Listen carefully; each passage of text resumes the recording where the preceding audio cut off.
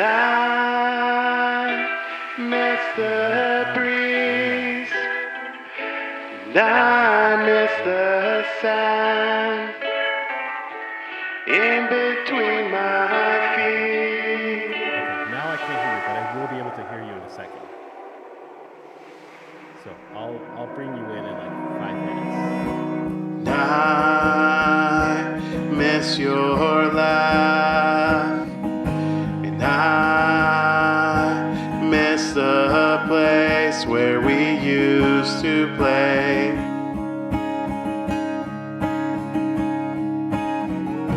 Back when we were kids. Take me back. Take me back to our secret place where we used to run next to the waves. Summer's gone and seasons pass, and every day I think about how I wish that life could be easier, and wish we could go back. Quiet nights and starry skies, and we used to look up, and we used to wish upon a star that this would never end.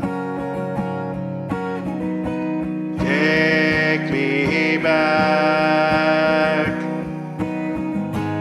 Take me back. Oh, I never thought I'd miss somewhere as much as I do now. Take me back. Take me back to our secret place where we used to run next to the waves.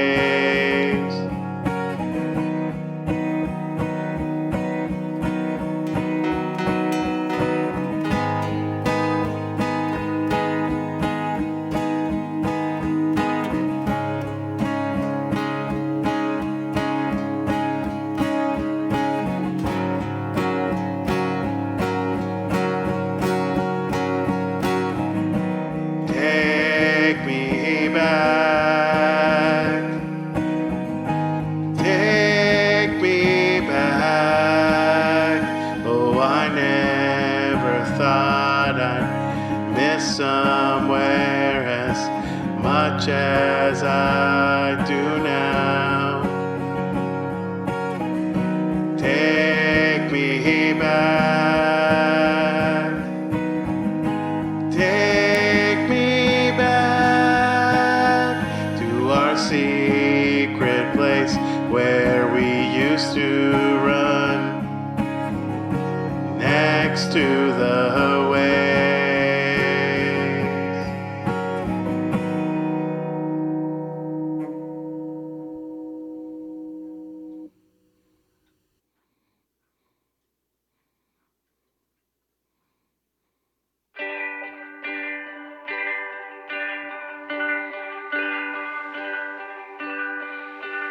I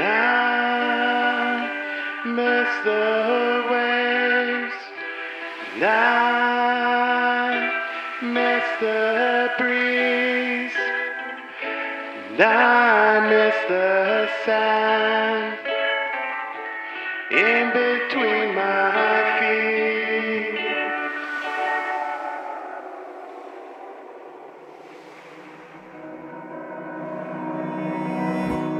I miss your laugh, and I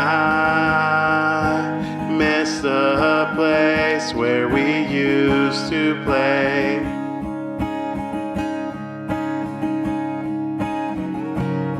back when we were kids. Take me back.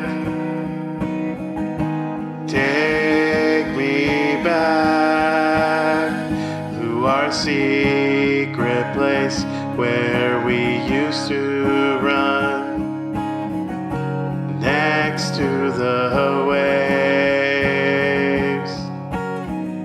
Summer's gone and seasons pass, and every day I think about how I wish that life could be easier, and wish we could go back.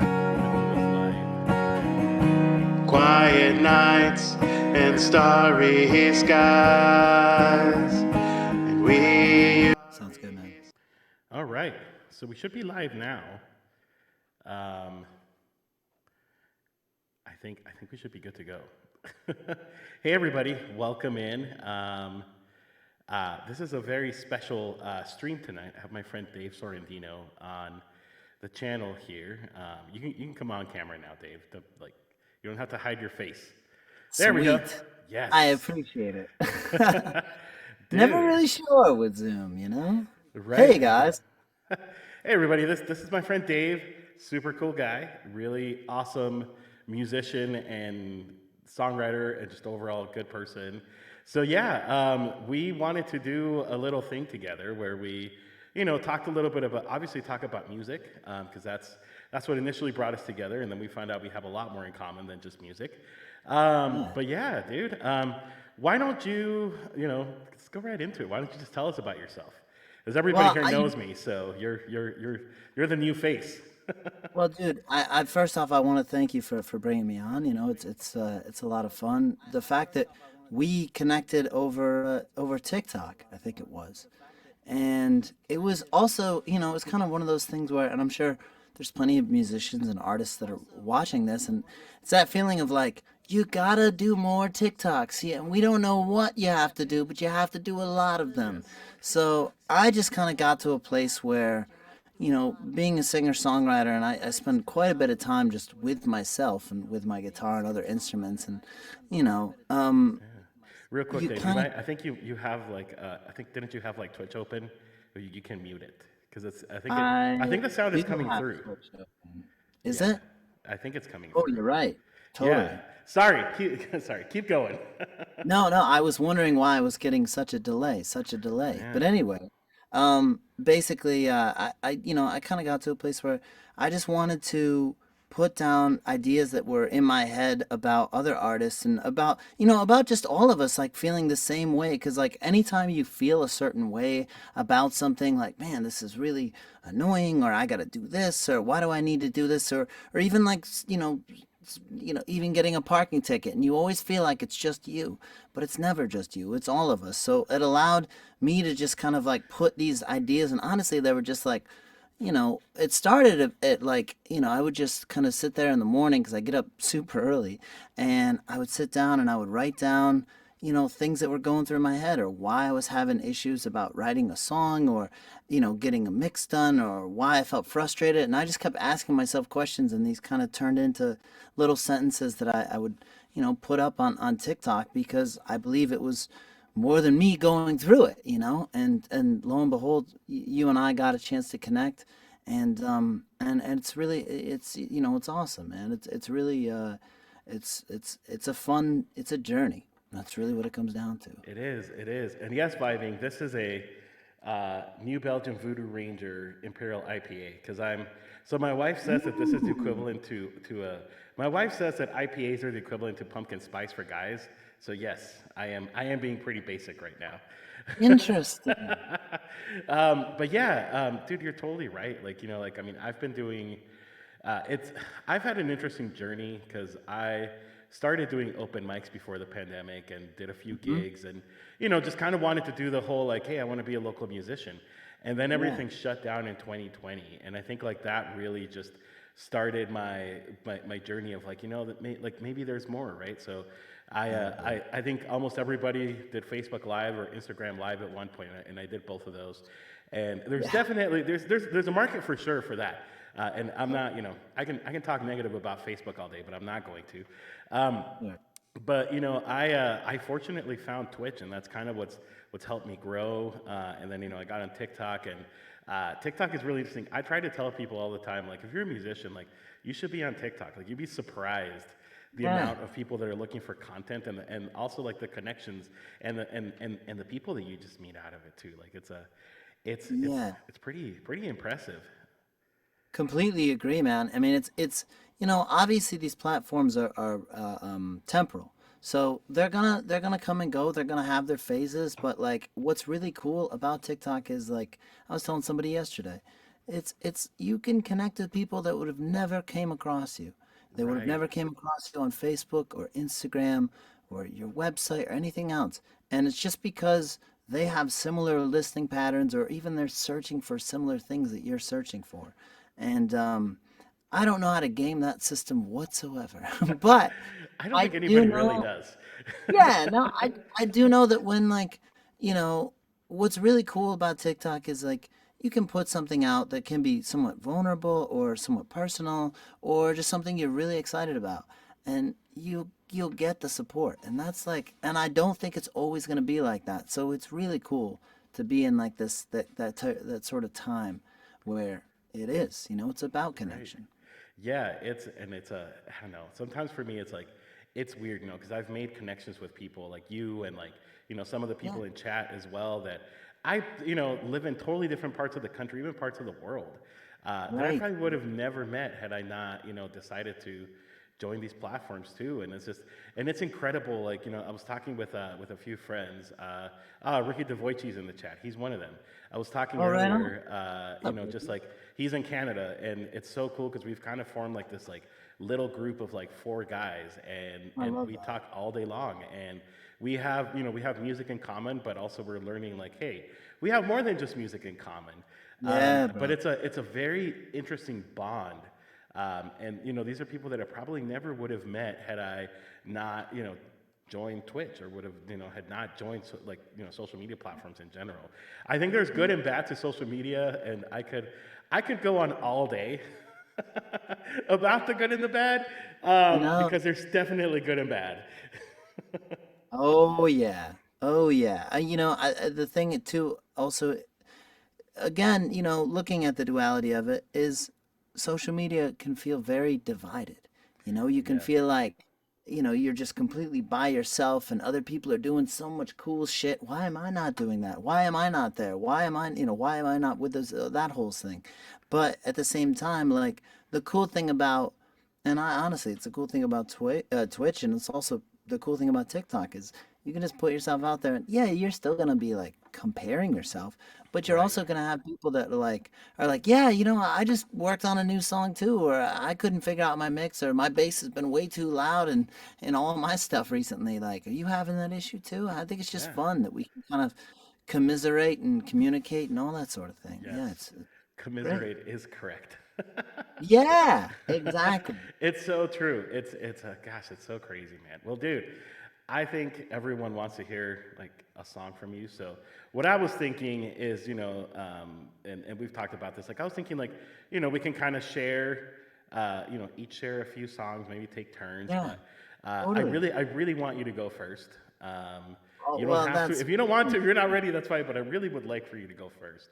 would you okay. Yeah, dude, and I just lay it out there. Just be yourself. Tell us, like, what your song is about, whatever you want to share. I know sometimes there's like also like a lot of inside stuff in songs that we don't want to share publicly, but no, I well, I'll try to be as transparent as I can be about my songs. It's funny when I was releasing, even like the first, I don't even want to call it a strategy, but when I was releasing some of my music, I got to a point where I called it this, I called it the deal, where it says Dave explains all his lyrics, and we don't talk about oh, the dude, H, I but love that. Actually, I've that's seen I've kind of seen those how it, videos. yeah, and all I wanted to do is just I wanted to sit down in front of a camera and I wanted to talk about each lyric. And not because I thought it was special, because at the end of the day, all I think, as artists and as creatives and stuff, like we have an opportunity and we have a privilege to convey a message that's collectively all around us. It's collectively on people's minds. It's collectively, in conversations, and again, it's a privilege that we get a chance to tap into writing about these things, and they connect. So, or hopefully they connect. Hmm. But it really, I just wanted to explain some of the lyrics, and I they kind of got to a place where like I was like, you know what, like normally I don't talk about this, like, but I really wanted people to know that like it's not out of thin air. It's not because when I started, like, I think when I first started writing music, it's like, we're constantly trying to get something to sound cool or to Right. sound like something we're listening to. But lo and behold, I had a really good friend who kind of sat me down, and he's an awesome songwriter and producer. And he was telling me, he was like, dude, he's like, just write a song from a place that no one's gonna hear it. Write a Mm. song that you are unapologetically putting yourself out there. And it's almost so real that Yeah. it is so real that you don't care if anyone hears it, because it doesn't matter at the end of the day of how people receive it. I mean, it does, but it's also like you're not trying to throw it up to with a subjective lens. All you're trying to do is just get people to go like, yeah, yeah, that's me. That's So me. true. And I, I started to try and do that more and more, and that's what I try and do now. But I like explaining lyrics, so in that sense, I'll play this first song. And what's funny is I wrote this song.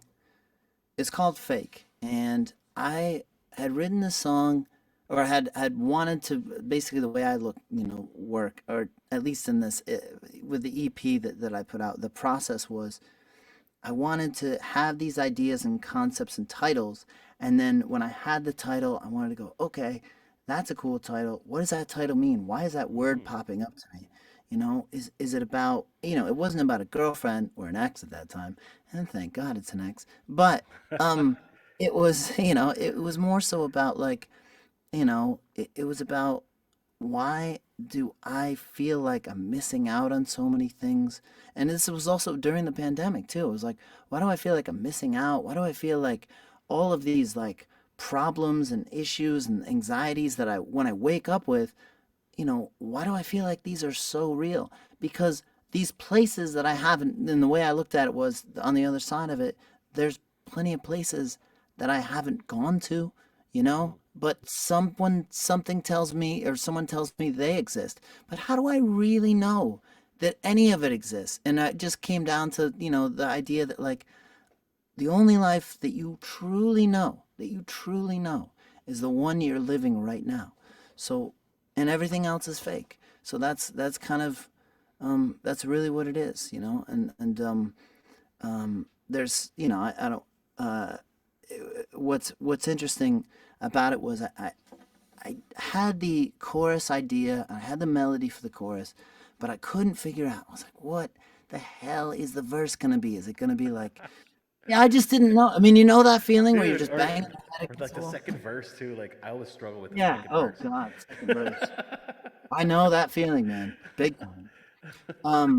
But so what I did was I literally, I don't remember where I heard. I think I heard it from some YouTube video or some podcast, and it was like some artist that would make himself not sleep so he could put himself in a dreamlike state. And I was like, Ah, yeah, that sounds dangerous as fuck. I'm not gonna do exactly. that. That sounds super unhealthy.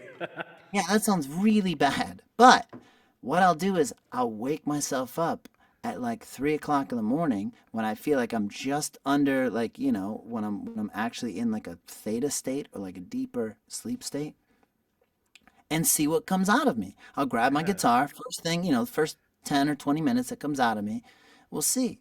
And I did that for a little while. Luckily enough, it wasn't that long. and I just had this kind of like,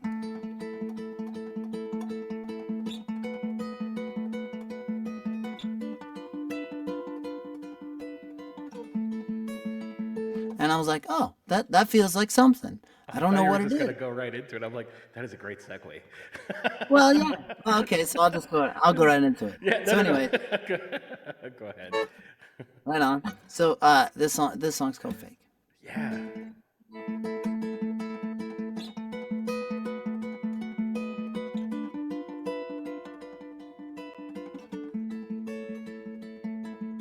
I hear somewhere the sky is falling, calling out your name. Regrets don't get to be decided. We made our own rules in the game. When did the sound of silence stop and make you think of all you're missing when you're not missing anything? 'Cause all the life we know is what we make. The day we realize the world is fake. Don't let them tell you, sell you, values, they don't change. The day we realize the world is fake. Tell death what's next, your silver lining. Cloud nine, your business while you wait. Respect, I guess they say it's all in timing, but please define what's too late. When did the sound of silence stop and make you think all you're missing when you're not missing anything? 'Cause all the life we know is what we make. The day we realize the world is fake. Don't let them tell you, sell you, values, they don't change. The day we realize the world is fake. I hear somewhere the sky is falling, calling out your name.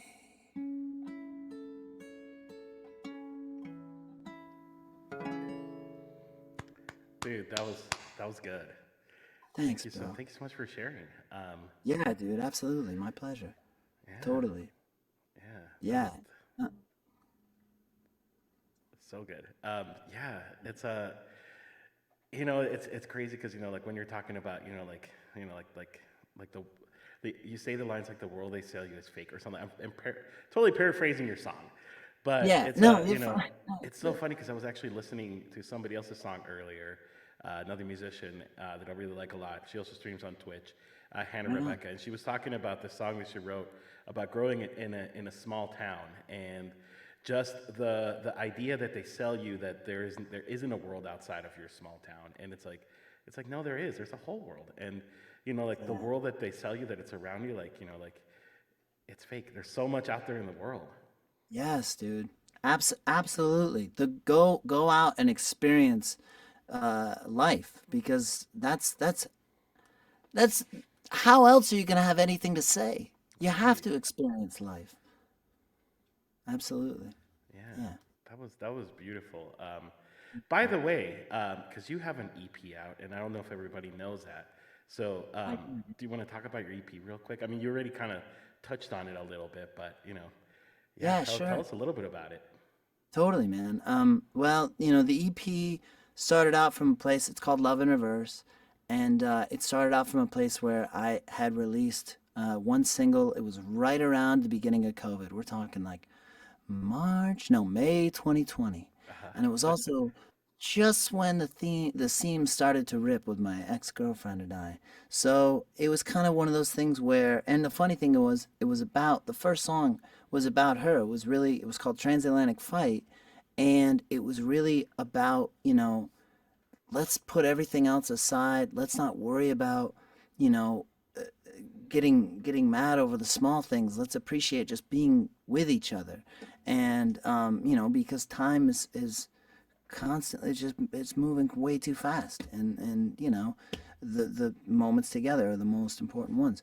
And then after that I released another a single after, and that was called Give, and then another one after that was No Goodbyes.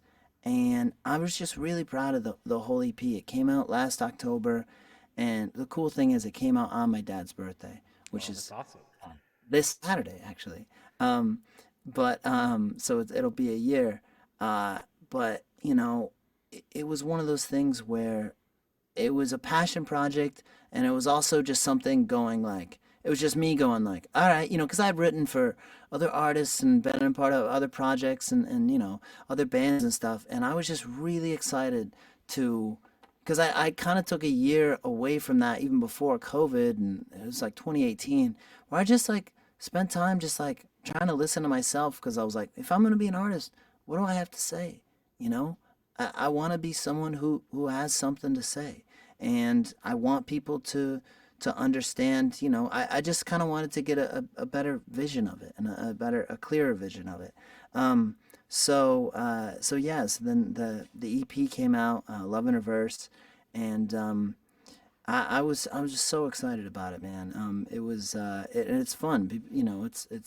It's out there now, and bunch of the stuff that I've performed and stuff is on the EP. But I'd say the coolest part about it is when I get messages from people when they say like, and maybe this is because there's artists like Ed Sheeran that I look up to. There's artists like, obviously, Paul McCartney is one of the reasons Hmm. why I do music. I'm literally wearing his shirt right now.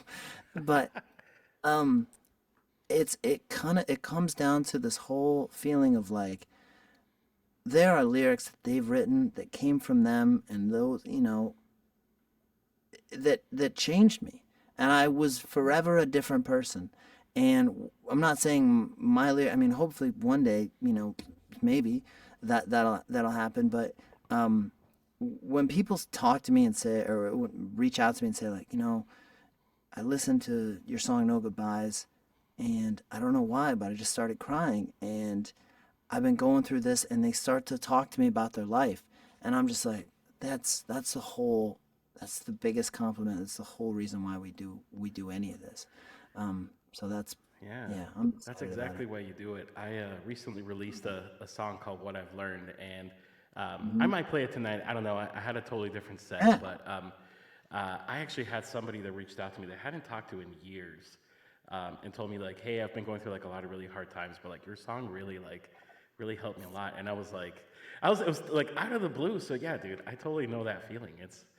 It's a unique feeling, Yeah. and I Oh, think it it's really really is. hard to explain.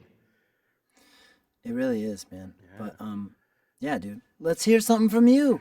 All right, let's do it. I'm gonna play actually my first single. Oh yeah, and then my dog Thor is back here. Hey, buddy. Hey. Yeah, he's. Uh, my wife is out of town, so he's in here with me. He'll fall asleep in a minute, but Nice, dude. he's just chilling in the background. Everybody knows Thor. He's a really good boy, but he gets a little impatient sometimes. But yeah, my first single actually was a song called Waves, and it's a very special, very personal song that I wrote about growing up. We would take these trips to Southern California to visit my mom's side of the family, and a lot of her family still lives there. And then my grandparents, when I was about, oh gosh, I don't know, maybe like 7 or 8. My grandpa retired, and him and my grandmother moved to Medford, Oregon, which is South Oregon. It's a long drive, but we would always take these drives up the Pacific Coast Highway, and just my parents tried to make the most out of these trips, like as much as they could. So we'd stop in like certain beaches, or we'd stop in San Francisco, like we would do all these really cool things, not exactly off the PCH, but we would definitely drive And it was just it was I've been to Medford before. That's amazing. really that's Yeah, dude. crazy. Yeah. I went on. Very small city.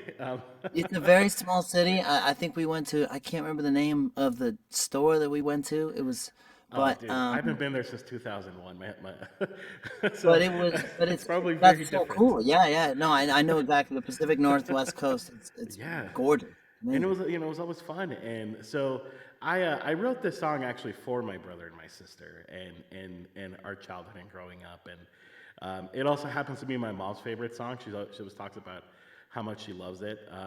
And yeah, so this is Waves, and this one is going to be in the EP as well. But I did release it as a single originally, just because I wanted to have something out there before I released an EP, and this was one of those songs. So here it goes.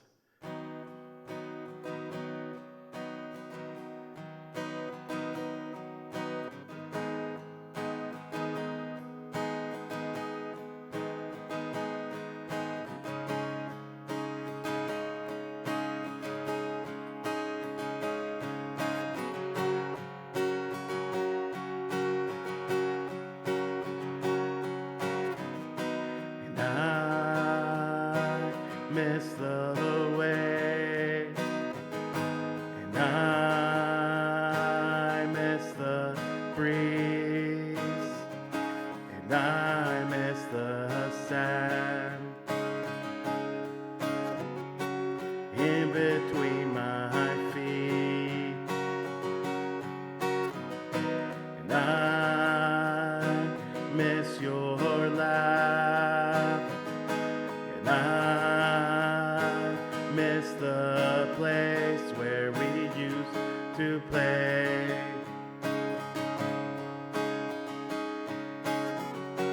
Back when we were kids. Take me back. Take me back. Oh, I never thought I'd miss somewhere as much as I do now. Take me back. Take me back to our secret place where we used to run next to the waves.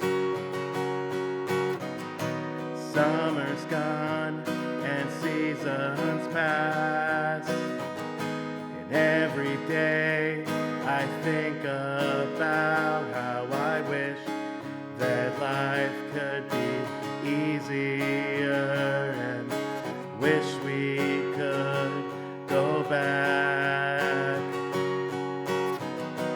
Quiet nights and starry skies, and we used to look up, and we used to wish upon a star that this would never end.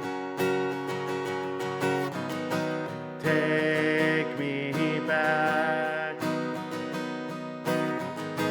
Take me back to our secret place where we used to run next to the waves.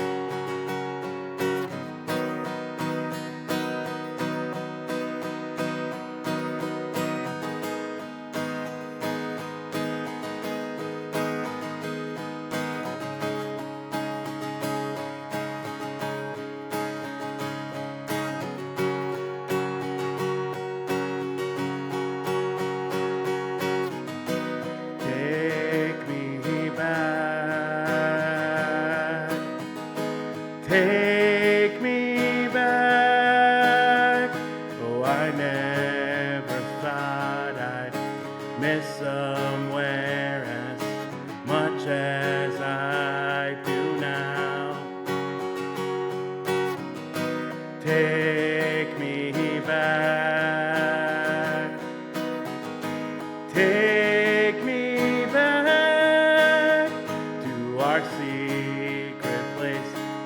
where we used to run next to the waves.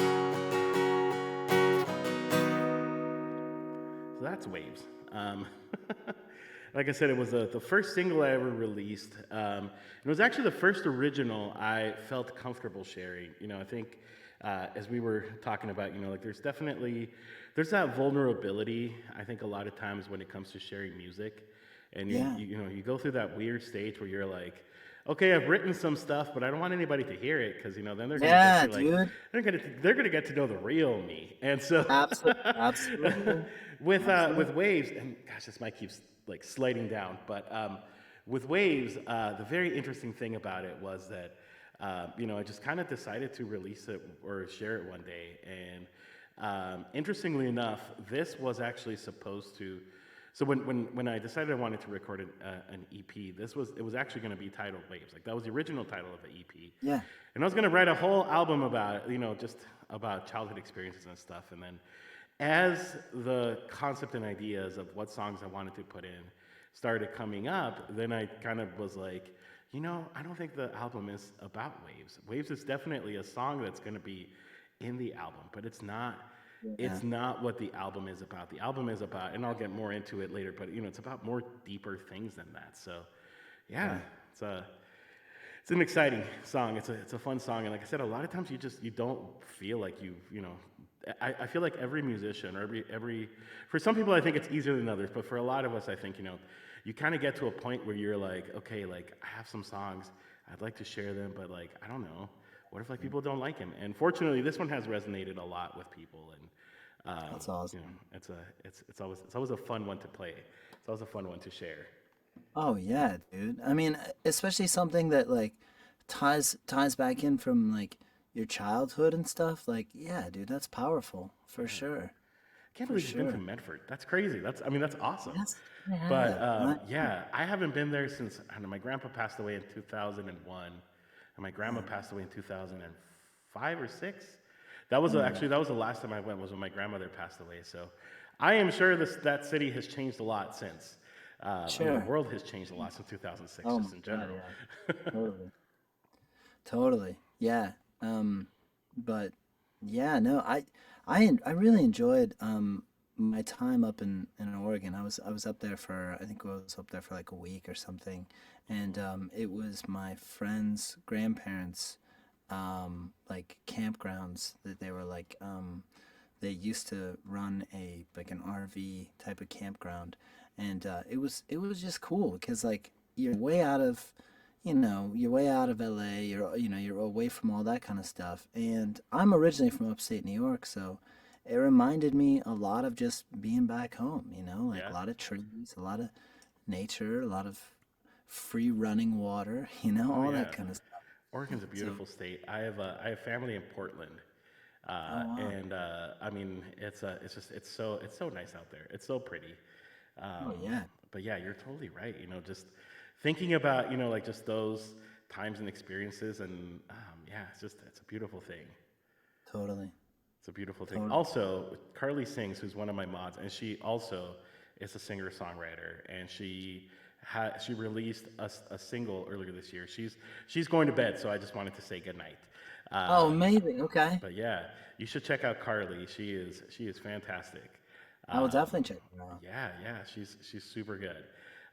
Dude, that's awesome. Well, I want to hear Sweet. more of you, like more, Sure.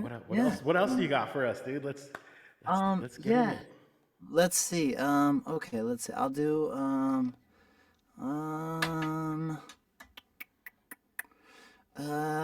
I want to do stuff that I don't normally play a lot, but like I also want to play like some of the stuff that like obviously, is like on in my mind and stuff. Yeah. But I would probably say yeah, okay. I know. I never get to play this song that much, and I love it, and it's kind of based off a story. Again, this was, this song's on the EP, Hmm. but I love the idea of calling a song "Fitted Sheet" because there's fitted sheets have a bad rap. I know that's a pun, but I'm gonna move right through it. Nobody knows. Nobody really knows except those YouTube geniuses out there that know how to fold a fitted sheet. And I just thought, what a very interesting idea that a fitted sheet is something that fits perfectly behind closed doors, but looks absolutely chaotic any other way. When it's That's not true. completely secured and fit the way it needs to be, it looks like it's a mess. It's just an elastic cloth type of, it looks angry at some from some corners. That is such a great analogy. But it Because was I it hate but fitted sheets for that right. reason, and you're There totally you true. go. They get a really really bad reputation, and then we They have do. Lounge Lizard King in the chat asking if we're using collab cam. We're not, although Twitch does Hmm. have a new feature for that. But Oh, Lounge cool. Lizard, welcome. This is my friend Dave Sorrendino. We're just hanging Going on, out Lounge and Lizard. chatting and having a good time, having a great time actually. Yeah, definitely. But yeah, the song "Fitted Sheet," so what was interesting was again, it started as a title, and I was like, I'm gonna write a song called "Fitted Sheet," and my friends are like, you what? Why? And I was like, well, because like, you know, I feel like it encapsulated and it really, sort of personified, my ex and I's relationship. It worked perfectly behind doors, not all the time, but obviously. It was something that, like, when people saw it, from the outside, they were kind of like, okay, there's Right. something you're not telling me. Or there's like, Hmm. why do I always feel like I'm on edge? Or why, sometimes it was, and we did have, happy moments. Of course we did. Um, and I wish her the absolute best and happiness. But at the same time, it was one of those really funny things. So really what it came down to, why I wanted to call it Fitted Sheet, is because yes, the metaphor, but then there was also the literal reason that, because I would spend time in the studio, and as I was working on that last EP, I was spending a lot of time just, because you got to listen to something, you got to go over it, you got to listen to notes, you got to give yourself 30 minutes and then come back and go, why is that snare too loud? All Yeah. that kind of stuff. And I would always get a call from her after we were kind of in this, like, that little lovers quarrel that you'll get in like Hmm. over like Hmm. 3 days, 2, 3 days. And then finally you'll get this little warm, cozy voice calling me up at 11:30 at night going, hey, so I just did laundry and I was kind of wondering if you could help me put my fitted sheet on the bed. But you're not staying over. You're not staying over. Don't even try to stay over. But I do need help because I can't lift the mattress. And I Right. was like, oh, got it. So literally, the fitted sheet brought us back together just about every time. And, it just kind of reminded us that, like, we enjoyed hanging out with each other. But every single time the fitted sheet, and I got the call for, laundry night, and the fitted sheet happened, it was me putting the fitted sheet on, and then I put one shoe on, and the other shoe never made it on. It just kind of was like, well, you're here and it's midnight and I haven't seen you in 4 days and I'm staying there. So that's the way it was. Wow. So anyway, but What then everybody doesn't know is that you're sponsored by the Fitted Sheet Company. I've tried to get sponsors by Dude, you Bed Bath and should. You Beyond. I don't should. think I haven't. And I told them that. I said, I wrote a song called Fitted Sheet, and they're just like, what? Why? And even Sheets, the kind of 7-Eleven brand Yeah. from the East.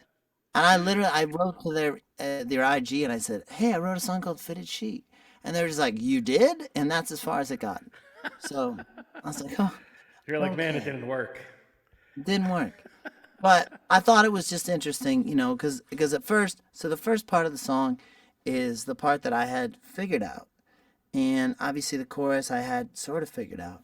Um, but the second part was not something I had figured out until my ex and I had broken up. We were already in the dissolving phase, I would say.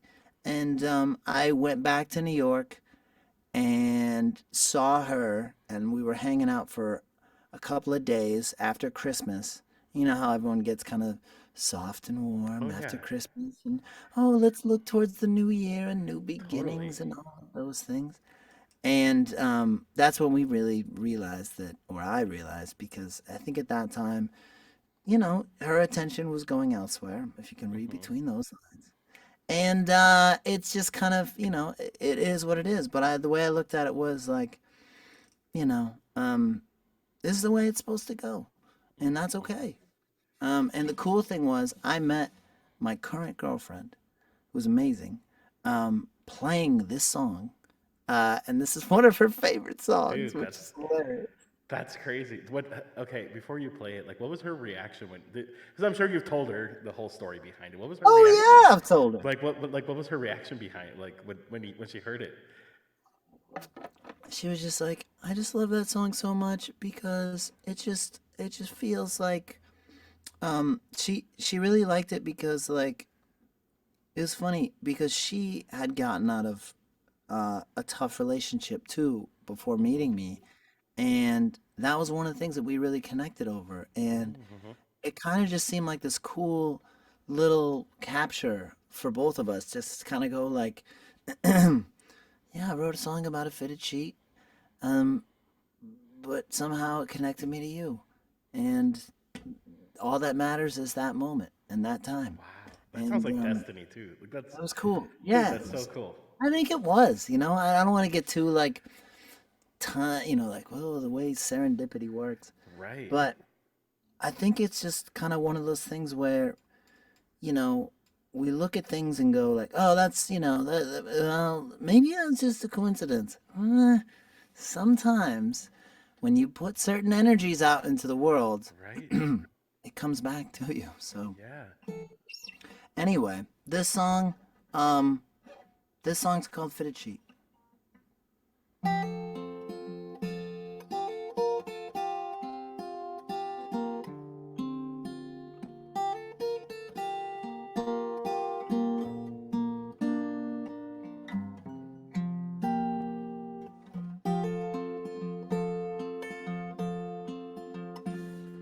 We're closing into new lives and we're holding this chapter for a while. How'd we both know I loved you and saw our goodbye?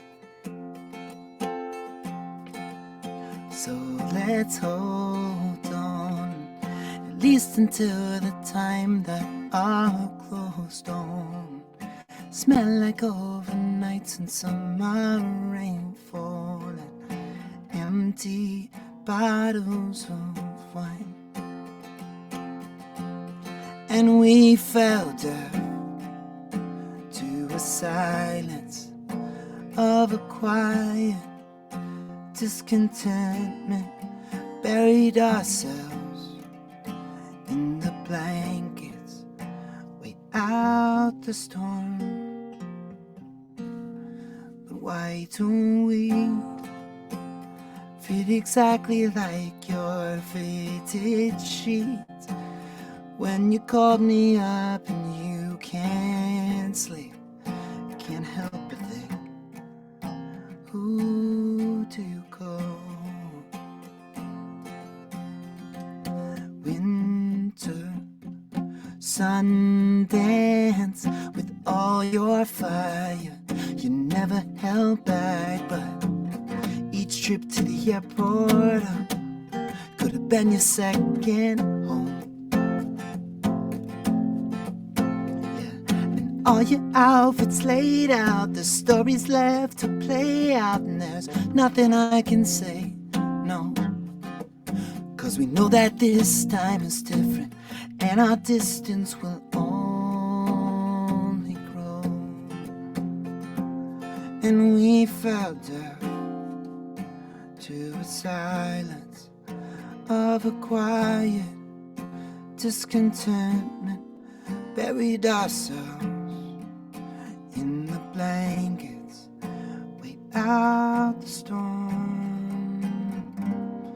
But why don't we fit exactly like your fitted sheet? When you call me up and you can't sleep, can't help but think, who do you call? Tangled up we were walk this winding road? Are we close enough, or just not enough? 'Cause I remember when you cried in my arms, and I let you go, but I let you know that why don't we fit exactly like your faded sheets? When you call me up and you can't sleep, can't help but think, who do you call? I know that we never matched each corner perfectly, but we fit each other, seem to seem. So when you dream, who is it for?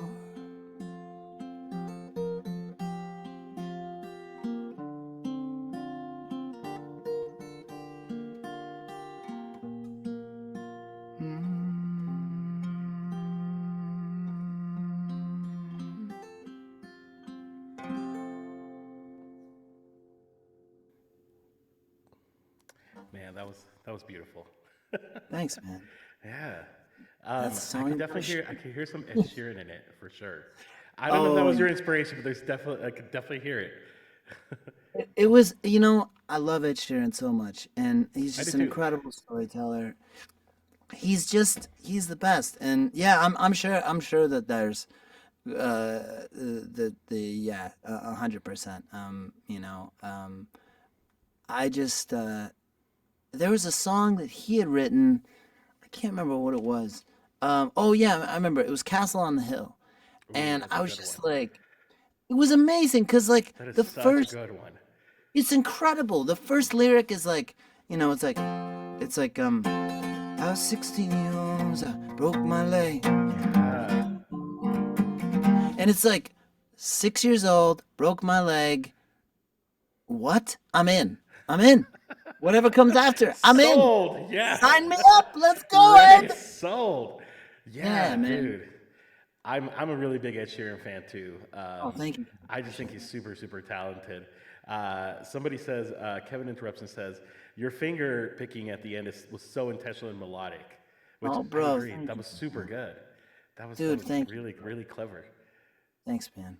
Yeah. Thank you. Yeah, what's funny is it has definitely that songwriter feel where I had played with the chords and I was like, what is it gonna be? And then I was like, why don't we fit exactly like your fitted sheet? Oh, that could work.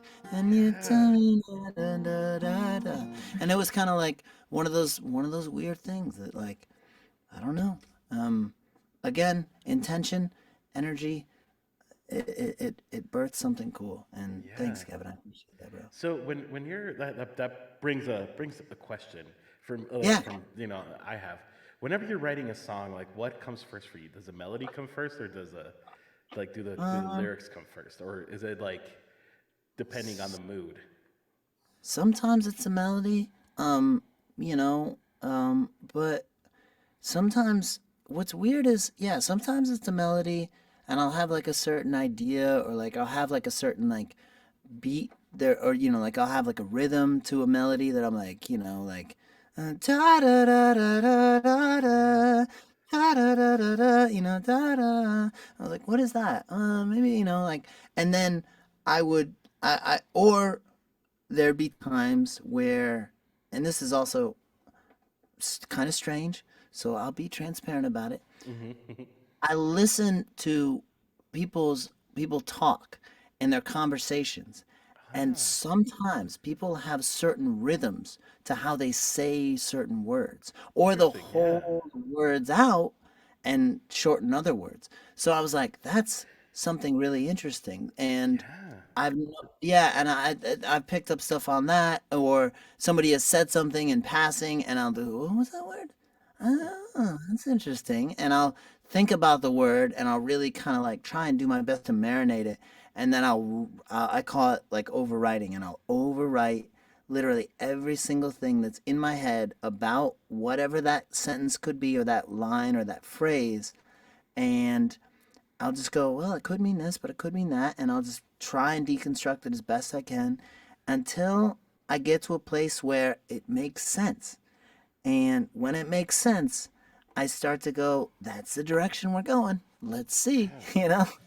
that's awesome. Yeah. Okay, this mic is like not my friend tonight at all. But Oh anyway, man. whatever. It's a mic arm. It just keeps like going up and down, and I'm like, okay, this is driving me crazy. But anyway, because if it goes too low, then I have to lower my body too much. Oh, But I know that feeling, yeah, man. it's I all know right. that. It's a new mic stand, and I'm like, it was cheap, and now I know why it was cheap, because Yeah. it doesn't stick around. But it's funny you say that about phrases, because the next song I'm gonna do is actually a song that I came up with after hearing somebody say something, Mm-hmm. and the words were, "I'm never okay, but I'm used to pretending I am." And that Mm. really spiraled me into this Yeah. whole thought. Like I remember like hearing somebody say that, and I wrote it down, and I was like, I'm whenever I hear things, like I'll write it down, I'll put it in a post-it, and like stick it in front of me, like on my desk in front of me, and I'm like, that's an idea. Like maybe I'll use it someday. And Yeah. so this song is "Pretending I'm Fine," and it's by far the song I think I'm the proudest of ever writing. It's a song about anxiety and depression, and just because I feel like we all have that up to a certain level, right? You were Oh, talking yeah. to your song "Fake" as well. Yeah. Like we all struggle, and I think like we live in a society where it's becoming more accepting to not be perfect. And it's funny because Yes. I got to explain to my mom yesterday what imposter syndrome meant. Because Oh, it's very real. I sent her a meme about cats, and it was about how cats have like the best imposter syndrome. They don't have imposter syndrome because they know they're the best cat, and they're like perfect. They know Yeah. they're perfect. Like I love that. that. Like I mean, I have two of them, and they absolutely know that they are that they're like I the love best that. cat that they could possibly be. Yeah. And when I wrote this song, I thought a lot of actually a conversation. This was Christmas. I don't remember what year. It must have been like 12 or 13. And, Mm. not to go too deep into family drama, but Yeah. my dad's side of the family is really good about hiding their emotions. They're really good about not showing how they feel. And Yep. so this was the same year that one of the Lord of the Rings movies came out. I don't remember which one it was. Got it. It was Okay. Christmas Day because those movies I feel like always came out on Christmas Day. Yes, And dude. so my cousins and I decided we're like, let's go watch the new Lord of the Rings movie on Christmas Day, right? And we go out. We're like, oh, this movie's like amazing. It's so good. Then we come back to one of my aunt's houses, and everybody's like crying. Like, like all of my aunts, uncles, my parents, like everybody's crying. And we left like really quick. Like, as soon as we got back, like everybody just left. And I never knew what happened until many, many years later, where I don't even remember how this conversation came up with my mom. And my mom was like, "Do you remember that one Christmas you guys went to the movies?" And I was like, "Yeah." Well, so while you guys were gone, one of your uncles made a comment about how everybody in the family always seems to wear a mask, and they always seem to like really hide their emotions. And they all, like I said, I'm not going to delve into why, but they all grew up with like a lot of trauma and a lot of abuse as Sure. children. Yeah. And Yeah. so Yeah. the way that they learned to cope was humor and being funny and ignoring problems. And at the time, I think, gosh, I don't remember. I don't even know what sparked this conversation. But I guess like that just really struck a chord with everyone. And so Yeah. yeah, literally like we walk in and there's like, a house full of like grown adults all bawling. And we just left, and then we never talked about it again. It never came up again. And so Wow. every time I think about this song, like the first lines are, "Some days I feel like I'm running on empty. I wear a fake smile so you think that I'm happy." That's exactly the moment in my life that I think of. Is like just walking into the room, and we left, and everybody was having a great time. They were all eating and they were drinking. It was eating leftovers, and everybody was having a great time. And we come back, and it's like everybody's bawling, and I think a lot about that conversation many years ago with my mom about like that's true. I mean, like what my Yeah. uncle said was very true. Like everybody just kind of seems to hide their emotions, and they seem to just hide what's going on. And so I'm also married to a therapist, and so as much as she tries not to, she does tend to therapize me a lot. And that's one of the things that I've really been working on a lot over the last few years is just being more open with how I feel. And if I'm having a bad day, I'm having a bad day. You know, I mean, we all go through it, and how it's totally normal. So this is Pretending I'm Fine, and I'm not going to play every single song in the EP. There's some that I'm playing that are not in the EP, or at least a couple that I have listed here that are not in the EP. But this is the song that I think I am the proudest of, because there's a really cool change. I'm not going to give it away because nobody's heard it, but there's a really cool change like halfway through the song in the EP that I'm very proud of. Like, it's one of those things that I'm like, I did that thing. I'm super proud of it. This is Pretending I'm Fine. Some days I feel like I'm running on empty, and I wear a fake smile so you think that I'm happy.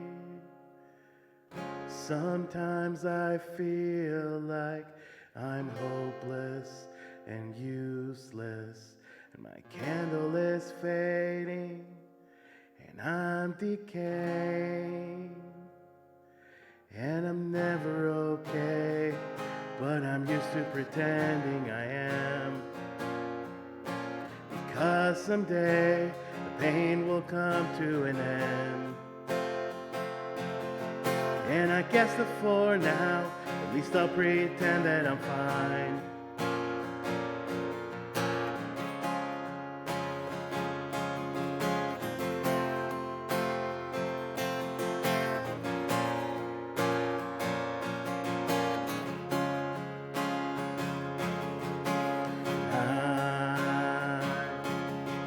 I'm falling apart, and my thoughts are dark.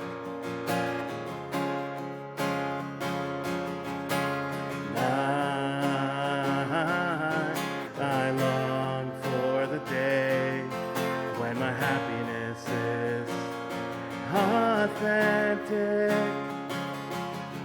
Well, I'm never okay, but I'm used to pretending I am, because someday the pain will come to an end.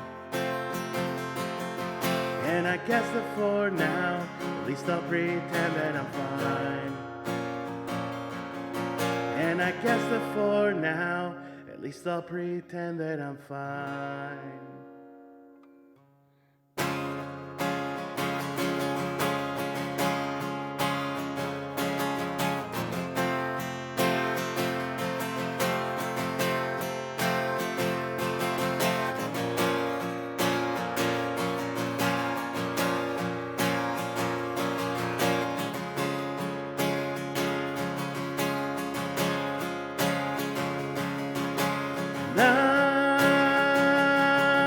I'm falling apart, and I see the light shine so bright.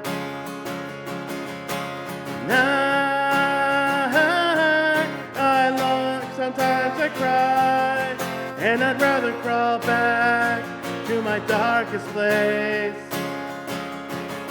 Well, I'm never okay, but I'm used to pretending I am, because someday the pain will come to an end. And I guess that for now, at least I'll pretend that I'm fine. And I guess that for now, at least I'll pretend that I'm fine. Anyway, that's pretending I'm fine. And Absolutely. it's funny because like once I like heard and wrote down that phrase, I'm never okay, but I'm usually pretending I am. It's like the song just wrote itself after that. Yeah, dude. And it's like I said, it's definitely one of my favorite ones to just I don't know, just saying, because I feel like, again, we don't talk. It's becoming more normalized for sure, but we don't talk about like our mental health as often. Yeah. And depending on what family, what your family was like growing up. Like, I mean, some Mm. families, like I said, like my family doesn't talk about this kind of stuff, and Yeah. unless you send all the kids to a movie and then come back and everybody's crying, but they don't really talk about these things. And Jeez. Yeah. Yeah. like I said, I think a lot about like that moment, like walking in and being like, what the hell just happened here? Like, why is everybody crying? It's Christmas. Like, why is everybody so sad? Who died? Yeah. Yeah. No, absolutely. That's, dude, and that's like, that's what it's about too. It's about listening to yourself and then having the courage to go, you know what? I, this is making me feel a little weird, and but I know that it's real, and I know that I have to, it has to be out. It has to be out Yeah. more than it needs to be in. So, um, dude, I love that, man. I love that. Thank you. Thank you. It's such a Thank real you. thing. Dude, Such a real. it totally is, and because on Twitch people request songs, and so I feel like some originals hit more than others, but just yesterday, I had someone that I've known on Twitch for a really long time. I've never met her before, and it's not my job to share her life, but I know she's Yeah. been through some stuff, and she requested that yesterday, and after that, she's like thank you so much, like like I really needed to hear that, and it's like Oh, dude. it's those small things that you're like, okay, I guess all the hours of putting things together and writing and all this stuff, it pays off in a weird way. Maybe not so much financially, Yeah. because making music off the music or making money Yeah. off the music industry is super impossible right now unless you're Taylor Swift. Yeah. And you know Sure. Sure. my wife has been playing her new album on repeat since Oh Friday. man. It's a really good album, but it's like yesterday I was like, okay, can we listen to something else that's not Taylor She Swift? doesn't need more streams. She does not. She does not, and she gets free marketing from all of the Swifties, which I'm Sure, like, of we should course she all does. strive to be like that. Absolutely. Absolutely. But, and you know, even though there are, and one of the things is about Taylor is that I feel like she has consistently been herself Oh yeah. unapologetically this entire time, Oh yeah. and she's made some tough changes along the way. She's made, it hasn't been an easy road for her. It's easy to Oh look at no. something like that and go like, "Oh yeah, well, unless I was, but at the same time it's like she's gone through some heartache, she's gone through Yes. some, business stuff, she's And gone through difficult all times that kind of too. stuff. Have you seen? This is like totally okay. Now we're going to Taylor Swift subject, but have you seen Miss Americana? That's Yes, I have. It's Yeah. Yeah. I watched it, and I was just like so amazed at like even hearing the parts where she talks about like being like the poster child for slut shaming, and like just Yeah. like all of these things. And now it's like obviously she has the trying to think of the right way to say it, but she has the upper hand now, because it's like, hey, she's been through heartaches, but look at like, of course, all the fame and successes that's brought to her, but also like all of the Yeah. awareness as well of like we should not treat women as just like, hey, because it's Mm. so interesting how the media treats men and women differently, just like society in general. Oh yeah. But I feel like the Totally. media is more, right. So like a guy can be like dating an actress after actress after actress, and they're like, oh man, what a stud. And the girl does that, and it's like, man, she should know better. She's just being a bad Yeah, example to little totally. girls, and it's like, I don't know. I feel like it goes both ways. Like it definitely should go both ways. Yeah. Yeah. I I agree too, and I think one of the big, or the one of the things I can take away from, from her and from people like her, is that, you got to be real secure with who you Hmm. are as an artist, who you are as a person, because life's only going to get harder, you Oh know, yeah. and especially in, what we do, it's something that people, you're subject to people's opinions, you're Hmm. subject to people's, ideas and agendas, especially in a business sense, you're subject to, certain quotas and all that sort of thing. And yes, it's about the art, but it has to be about the people you surround yourself with, Hmm. because that's the only way you're going to stay intact. If Right. you have good people around you from the beginning, from the start, or along the way, and you know that they're the right type of people to have in your life, like I feel like that's how you have the grounding that you need. Two, because I also do, I believe that the more you can distance yourself from an ego, or, the more you can distance yourself from what people think you are, Hmm. Hmm. that's the best way you're gonna have so much elasticity, so much movement as an artist, as to Yeah. grow, as to try things, as to, just do certain things that maybe, because when you're too attached with what people think, or what you Hmm. want people, what they think you are and all that kind of stuff, that's all tied into your ego. And at the end of the day, like that's not what you are. You're a Right. consistent, evolving, person, and spirit. So, Right. And yeah, back to Taylor Swift, like, and Taylor Swift's not the only one. I think of John Mayer as another really good example as yeah, well. Like when he released Room for Squares, people were yeah, like, "Oh, he's just a guy with a guitar," like yeah, generic dude with a guitar. And it's like, it's like every album he releases, he almost reinvents himself.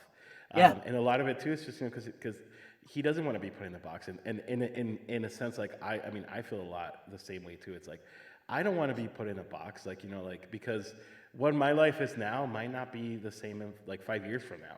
Yeah, totally. Things can happen, tragedy can happen in life, or you grow and mature. So you should definitely not be expected to always be the same person.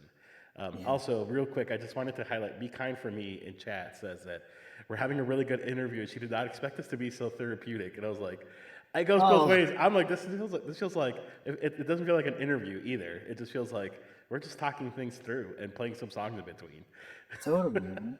Yeah, absolutely. Just, the more that somebody is themselves in a performance, the more, and even this goes all the way up to, the people that are selling out stadiums and stuff. The more that they're just Hmm. present as Hmm. best that they possibly can be, and intact with who they are, and what they feel and what they believe, that's the best way to connect with anybody. And Yeah. you know, I try and do that. I try. It's always going to be a try. It's always going to be a pursuit. It's never going to be something that Hmm. I get, but that's, yeah, Yeah, that's what it's yeah. about. There's other people that are saying that too. That this feels like very medicinal, and I'm like, well, that's cool. Right on. I'm happy to hear that. And that's so true.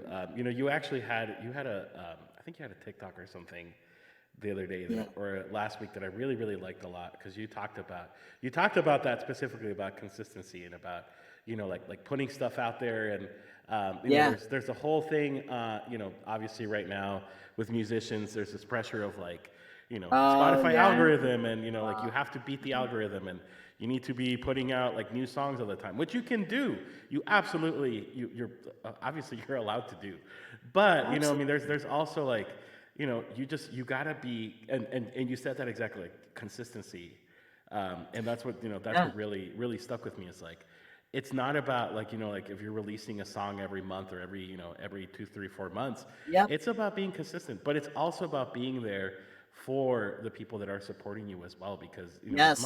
Yeah. as much as songwriting like for me is very therapeutic and I mean I do it more for myself than anybody else. Like at the same time, it's like there's also people that are not that anybody expects me to, but that like resonate with like what I'm saying, and so I want to continue Yeah. delivering that, like that message over and over again as well as I can, of course. Dude, absolutely, man. It is about consistency, and I just don't want people to get, caught up in this feeling of like, oh, if I'm not doing this, if I'm not putting out 5 TikToks and putting out a song every week. I mean, Right. I literally talked to an artist, and he was like, "Yep, next week or next year, I'm gonna hit it hard. I'm gonna put out a song a month." And I was just like, "Yeah, That's well, hard. that feels like, and if you can do it, do it." Godspeed, do it. Right. But at the same time, that also feels like someone going to the gym and going, next month I'm gonna run 10 miles each. I'm gonna run 10 miles a day, or that's just the way it is. I'm just gonna run 10 miles a day. You Yeah. might run 10 miles a day, and then the next day you might run 10 miles, or let's say 5 miles. You might run 5 miles, Tuesday, you might run 5 miles, Wednesday. Hey, by the time you hit Friday, your body's going to get tired and Oh you're yeah. going to learn things about yourself. And Hmm. it's not necessarily, but it's going to take you to a place where you're going to feel like diminished. And you shouldn't feel diminished. You should feel accomplished. Oh You yeah. should feel like, fuck, I just ran 20 miles. That's insane. Right? It's like Um, that's cool. I don't run 20 miles, so that's cool. yeah, totally. More power to Yeah, people that run 20 miles. But yeah, exactly. I don't it's do it. Yeah. yeah, that's such a good analogy. That's gonna stick with me for sure. But yeah, it's always just interesting because again, there is that pressure, and Yeah. I think is social media for artists, and Yeah, this is just unfortunately, my yeah. personal. I'm going to throw my personal opinion in, but I don't think anybody really has it figured out because you look at people that do, like content marketing and stuff, and they keep giving musicians like this advice. Like for a while, it was you need to post like 5 videos on TikTok and 3 on Instagram and all these pictures every day and do this and that, and then you'll be famous. And it didn't work for people. So then what did they do? They invented a whole other thing that you got to do that according to them, and they're getting and they're getting paid by people, which again, it's people's money, it's their choice. I don't judge what people spend their money on, but at the same time, it's like, what do these people know? Like, like I don't really think anybody has it figured out. There's a really Yes, good musician that I like a lot. His name is absolutely. Connor, and he goes by he's in a two-man band called Dust We Are. Yeah. But Connor talks a lot about that specifically, about that growth, and about how none of us really have it figured out. We're if you're an independent No. musician, like we're all just even signed artists, like everybody's just trying to figure out how to do it because social media and just the world in general is changing so much and it's changing so quick. So right now, like TikTok or Instagram or whatever, 5 years ago was everybody needed to be on Facebook. I used to work marketing, so I'm familiar with like, with like all those changes, but like, I mean, like it was like 10 years ago, it's like every business needed to be on Facebook. And if you weren't on Facebook, then you obviously suck at your business because you're not Yeah, you connecting with people. And now terrible. it's like nobody wants to be on Facebook anymore. Like it's just everything has changed so much. Yeah. Yeah. I think a great okay, so I won't mention who the artist is, but they're a huge artist. And I love his music. I'm a huge fan of him. If you discover this for yourself, you will realize what I'm talking about. But I will give the example Okay. without saying who the artist is. Okay. So, Let's see if what Josh I can did figure it was, out. Just kidding. you probably will be able to figure it out. So, this guy came out, so 5 years ago, he dropped a song and it blew everybody away. Then he dropped another song and it really just was like, holy shit, this guy is really Hmm. came here to Hmm. play. Now he's signed, he's on, majors. He's he's doing a lot of amazing stuff. And I'm sure everyone knows the song. But at the same time, he just put out a new song a couple months ago.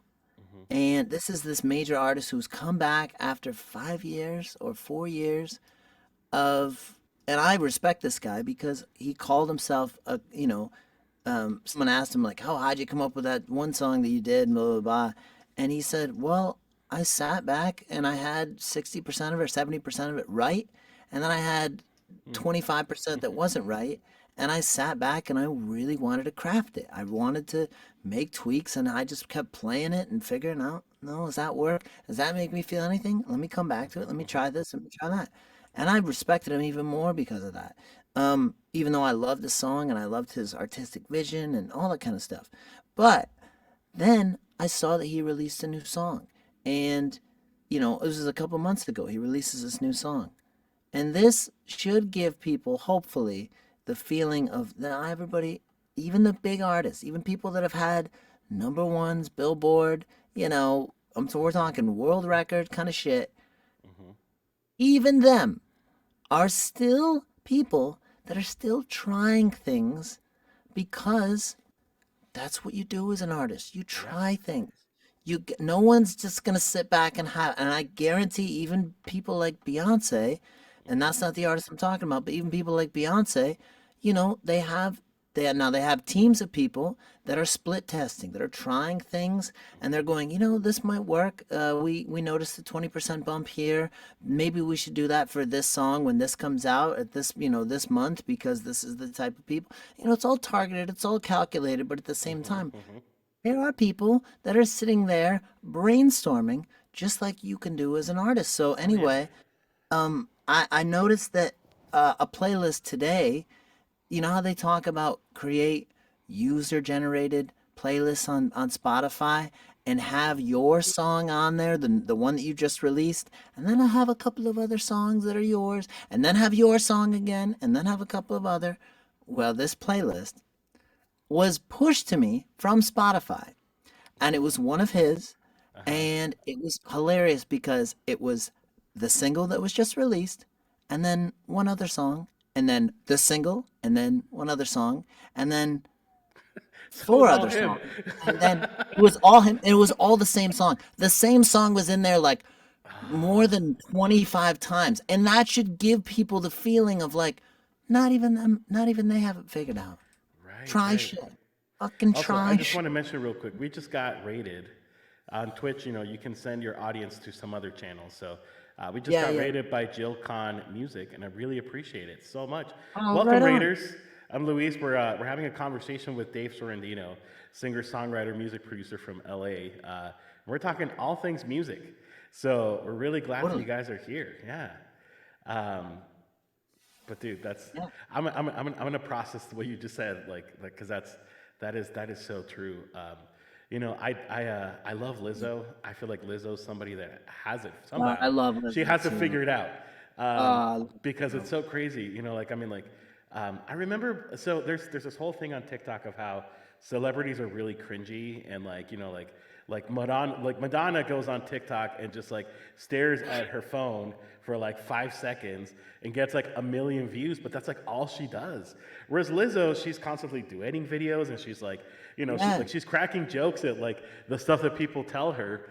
But I'm just like, she's somebody that I think I'm like, this girl has figured out the formula and it's working for her, and I hope it keeps working for her because I love her. I love it too, man. I love it too. Absolutely. Dude, it's your turn to do a song, I think. So why don't you do a Right song on. for all the people that just came in?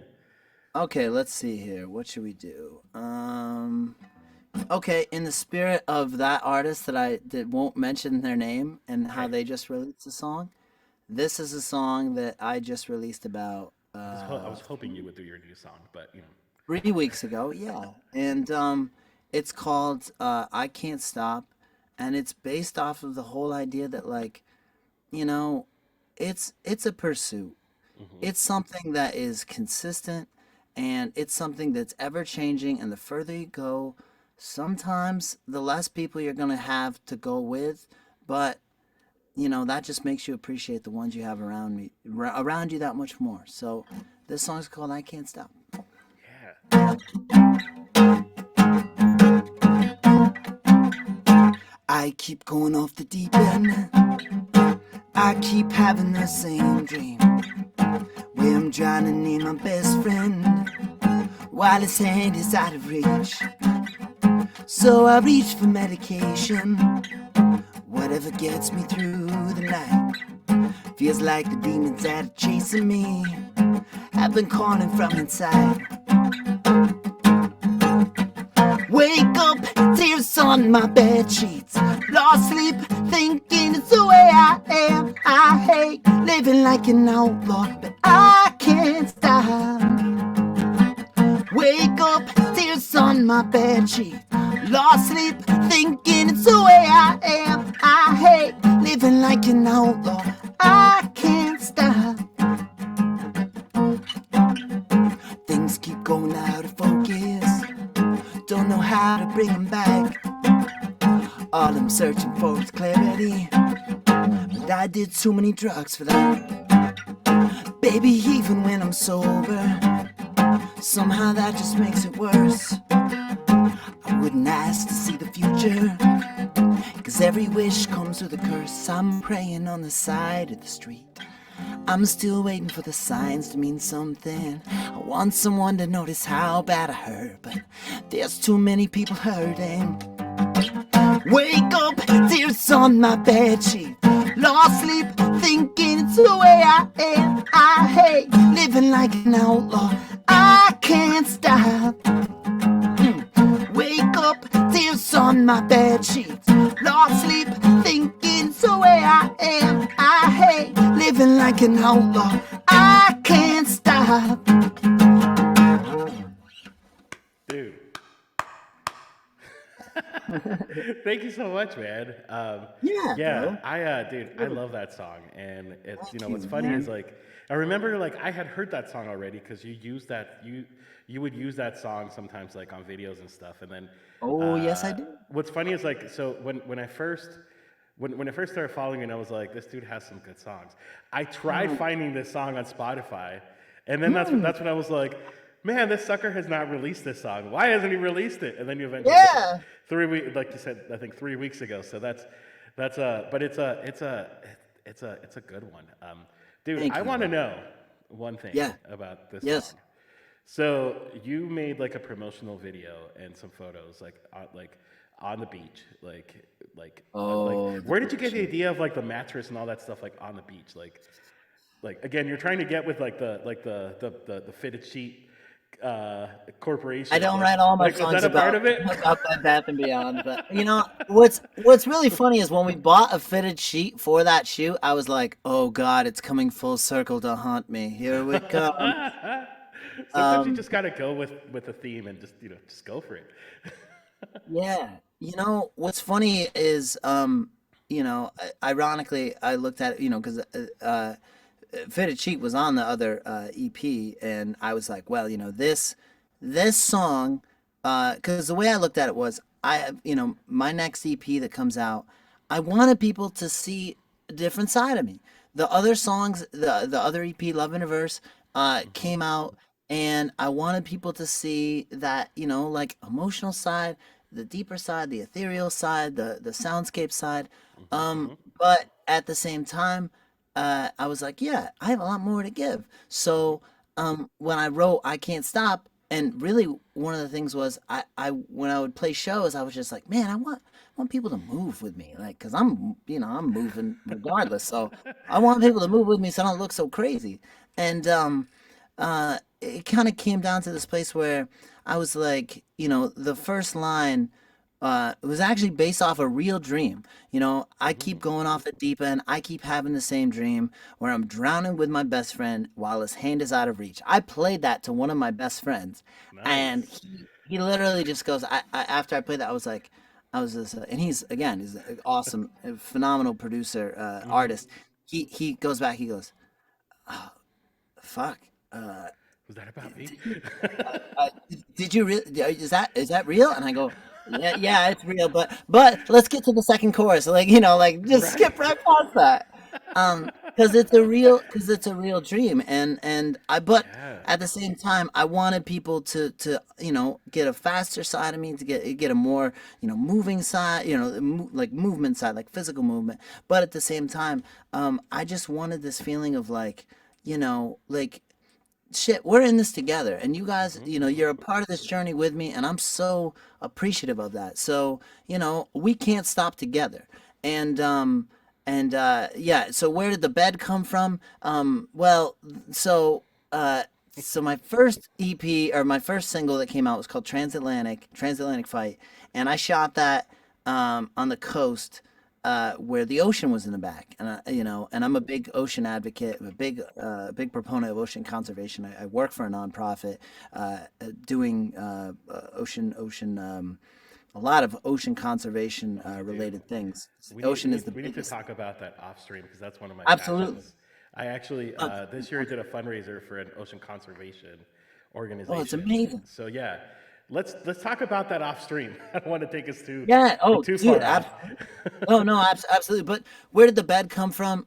It came from the my photographer, Sony Alvarez, who's a phenomenal photographer, and I had this idea where I was just like, man, like, let's put a mattress in the ocean, and let's have a, this is my weird world going like, yeah, dude, let's put a mattress in the ocean. Let's get you to take a picture of me while I'm coming out. And then he's like, dude, we're not going to put a mattress in the ocean. He's like, do you have any idea how hard that would be? And I was like, yeah, but we could do it. Your But it brother sounds could be there. cool.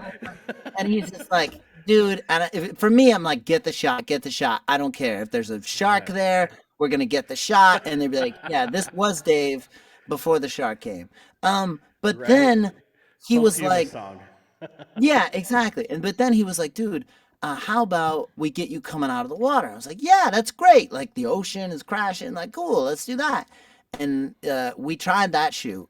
And the first time we tried that, it was super early in the morning because I wanted this special type of light that you could only get for like 20 minutes mixed with this green light and stuff. And I had all these, unfortunately, I had all these paragraphs that they had to read through and decipher from the strange mind that is me.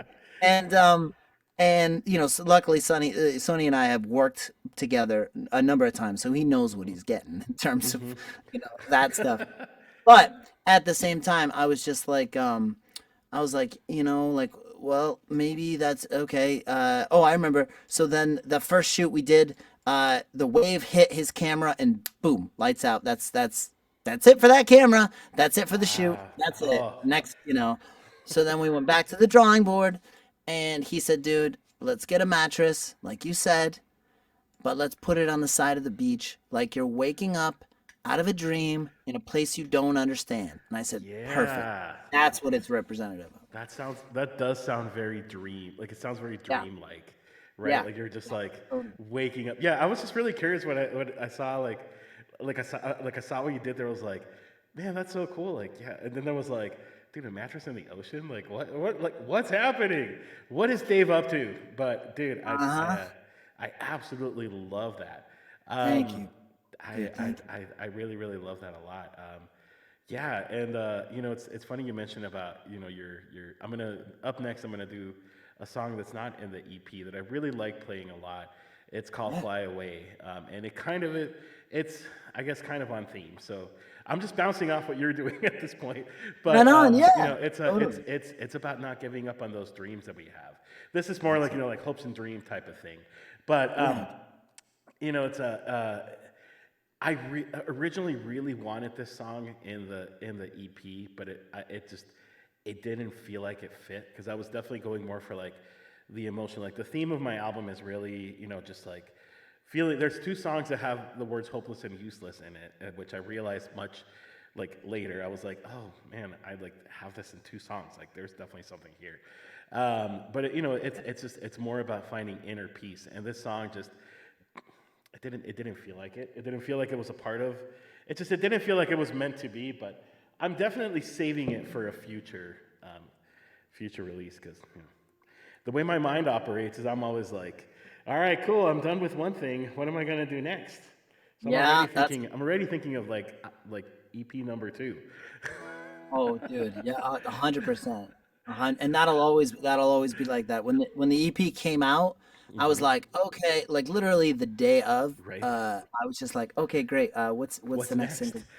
What's the next EP? And just literally just started like writing again, and it was just like, okay. That's Anyway. amazing. Yeah, I can't remember if this song came out. I think it did come out of this. So last year, and I was kind of bummed that I decided not to do it this year. But there's a singer songwriter that I like a lot. Her name is Alana Maddie, and every year on Twitter she has a Songtober prompt where you can write as many songs as you want, but there's a prompt for every day of the month. And last year, I did about 2 weeks of it, and then I was like, I can't do this. It's too much. A daily is too much. But this song, at least, and I didn't write full songs. It was more like I wrote like a verse and a chorus, or just like the chorus, like not the whole thing. This was one of the ones that came out of it, and I want to say the prompt was either flying or it was sky. I think it was sky. Um, but yeah, this is Fly Away, and again, this is an unreleased song so far, unrecorded actually, but it will be recorded someday. But this is Fly Away.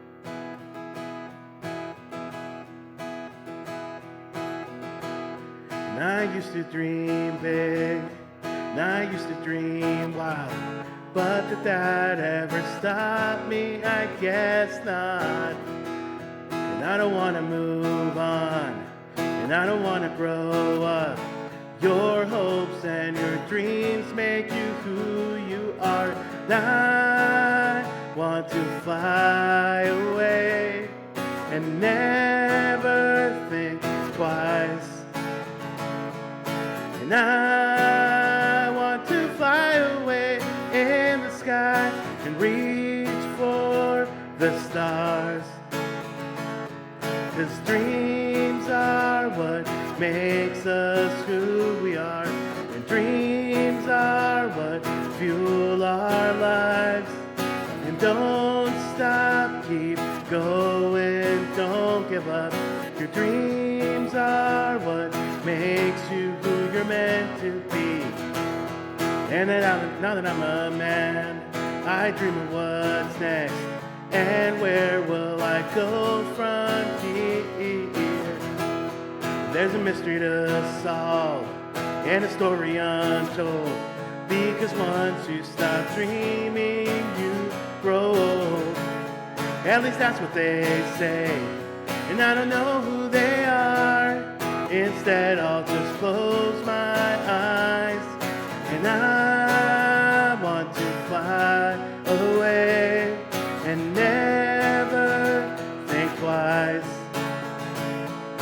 And I want to fly away in the sky, reach for the stars. 'Cause dreams are what makes us who we are, and dreams are what fuel our lives. And don't stop, keep going, don't give up. Your dreams are what makes you who you're meant to be.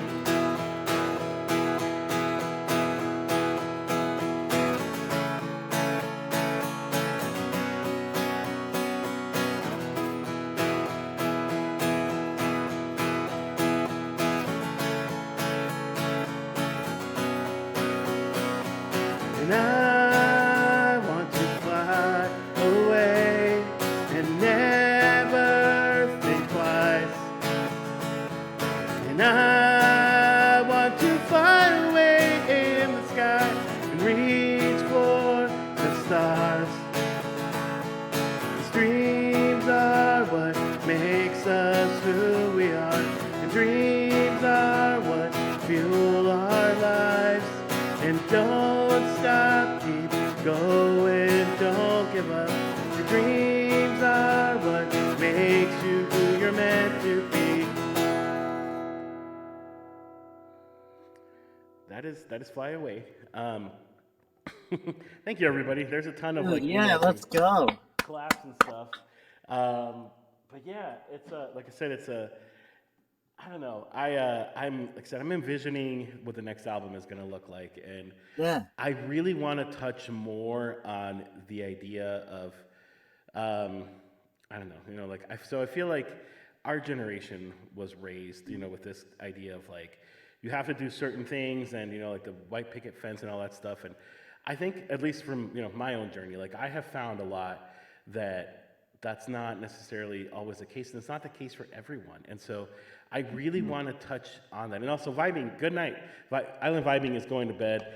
Also, Oh, huge thank you shout out so for much. Island Vibing. So Island Vibing is the one that helped us set all of the tech stuff behind the scenes, and she did a freaking phenomenal job. So, Awesome job. both Dave and I appreciate you very much. Thank you, Island Driving. Thank you so much. Yeah, and I know Seriously. it's late on the East Coast, but so I hope you have a Yeah. great night. But yeah, that's kind of where I want to take the next album. I don't Yeah. know if that's exactly what it's gonna be like. I might just release this when it's a single and then move on and work on something very different. But I definitely plan on releasing the song eventually.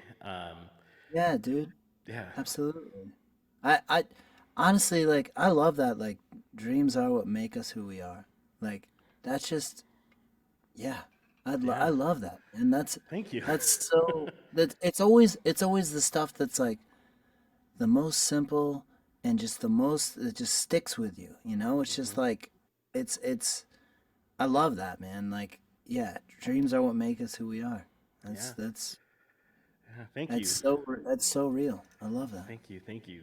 One of my favorite lines in the song actually is the part where it says like, because once you start dreaming, you grow old, and then it changes to, at least that's what they say, and I don't know who. I have it in quotations like on my word sheet. It says like who they are, and so that's kind of why I really think like the next concept is going to be like talking about those like societal pressures that Yeah, we yeah, have yeah. we have to be that we're I don't know I feel like we're just all kind of raised with the idea of like you have to be a certain person, you have to do certain things in life, otherwise your life is not successful. And I don't know, I'm a big believer that that's not necessarily the case, and we live in a very changing world, and what worked 30 years ago was not what works today.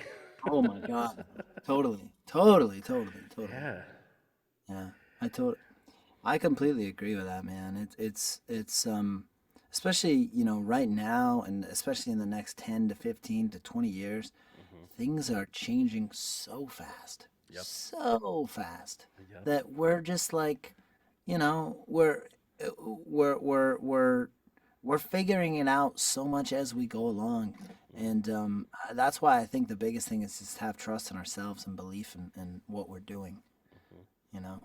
Yeah. That's just the And biggest there's thing. it's never Totally. wrong to stop dreaming and stop being yourself. I feel like sometimes like because I do it too. We all do it. We all tend to kind of lose ourselves and lose who we want to be. So yeah. Jill Yeah. Con Music says in chat that he started back in 1997. I'm assuming it. Well, so I started my career in 1997, and yes, things are different now. So different. And then Be Totally. Kind for Me says, Dave, you seem like you have a ton of ideas in your head just waiting to manifest. I agree. Dude, I would love to spend a day like inside your brain. Just see what's I going don't know if you would. in a weird, I don't know if you creepy would. way. Just kidding. See what all is in there. But that's what I like about having these conversations with other songwriters. It's like Yeah. everybody, like whenever we rewrite a song, whether we put it out or not, or whether we ever like, there's songs that I've written that I've never shared. Like it just Yeah. it's Totally. it's it's our own concept and it's our own world, and you know Yeah. just trying to make the world a Abs- better place. Absolutely. Just leave it better than when we got here. Yeah, That's really it. yeah. Um, Jill Con yeah. Music says, "I'm curious if you both would comment on how you promote your music. I'm still trying to sell CDs. Sure, yeah. Yeah. Dave, you're more experienced than I am, so I'll let you take that one first. I have opinions, but you've released an Yeah. EP. How do you promote yourself?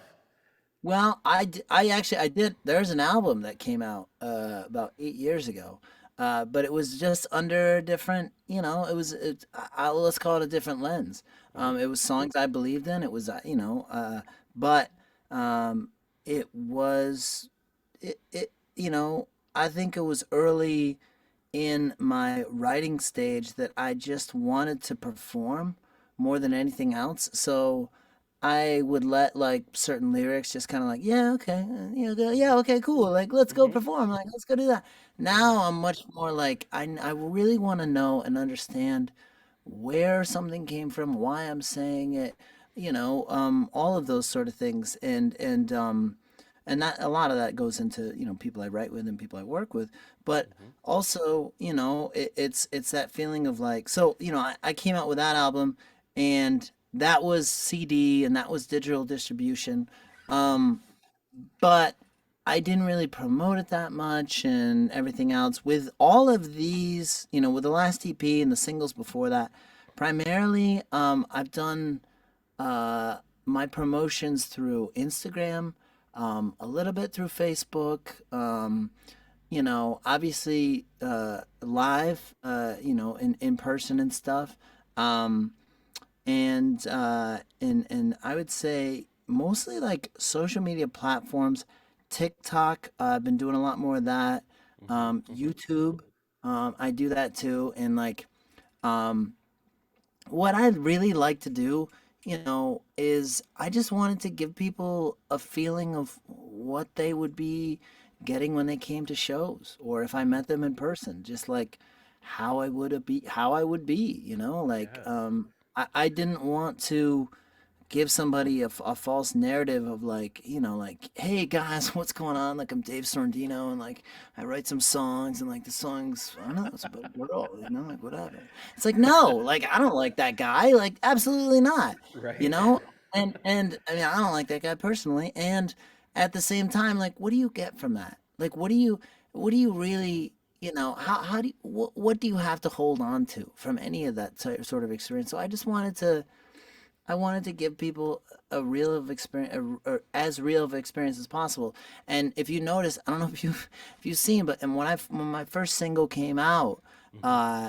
in 2020, after the other EP and or the other album and stuff like that, um, I wrote all my thoughts that now I write mostly on my notes. But Yeah. I wrote a lot of those thoughts in Instagram descriptions and stuff like that, because Mm. I wanted people to just kind of like, have a little bit of a lens Yeah. into what I think about, and into what I think about when I'm releasing a song, and the feelings and the people, and I also think it's really important to talk about the people who you wrote it with, and how it was created, and conceived. It's really, it's important, because that's all energies. That's your Yeah. energy. It's someone else's energy of where they came from and what they dealt with that day, or how they felt, or maybe they didn't eat breakfast, maybe they did, maybe they didn't get enough sleep, maybe you didn't get Right. enough sleep. All of that stuff goes into, songs that have changed our lives. So I wanted to give people that sort of, that sort of door, as often as I could. Yeah. And Yeah, so yeah, Instagram, TikTok, um, and yeah, live too, Yeah. definitely. I did a lot of Instagram lives for a while. Yeah.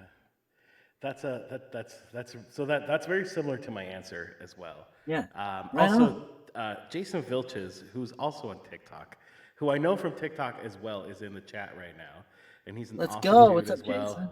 Awesome dude. He learned all of System of a Down songs, like earlier this year, and I was like, dude, like those are hard songs. Like, more Those are power to you. That's amazing.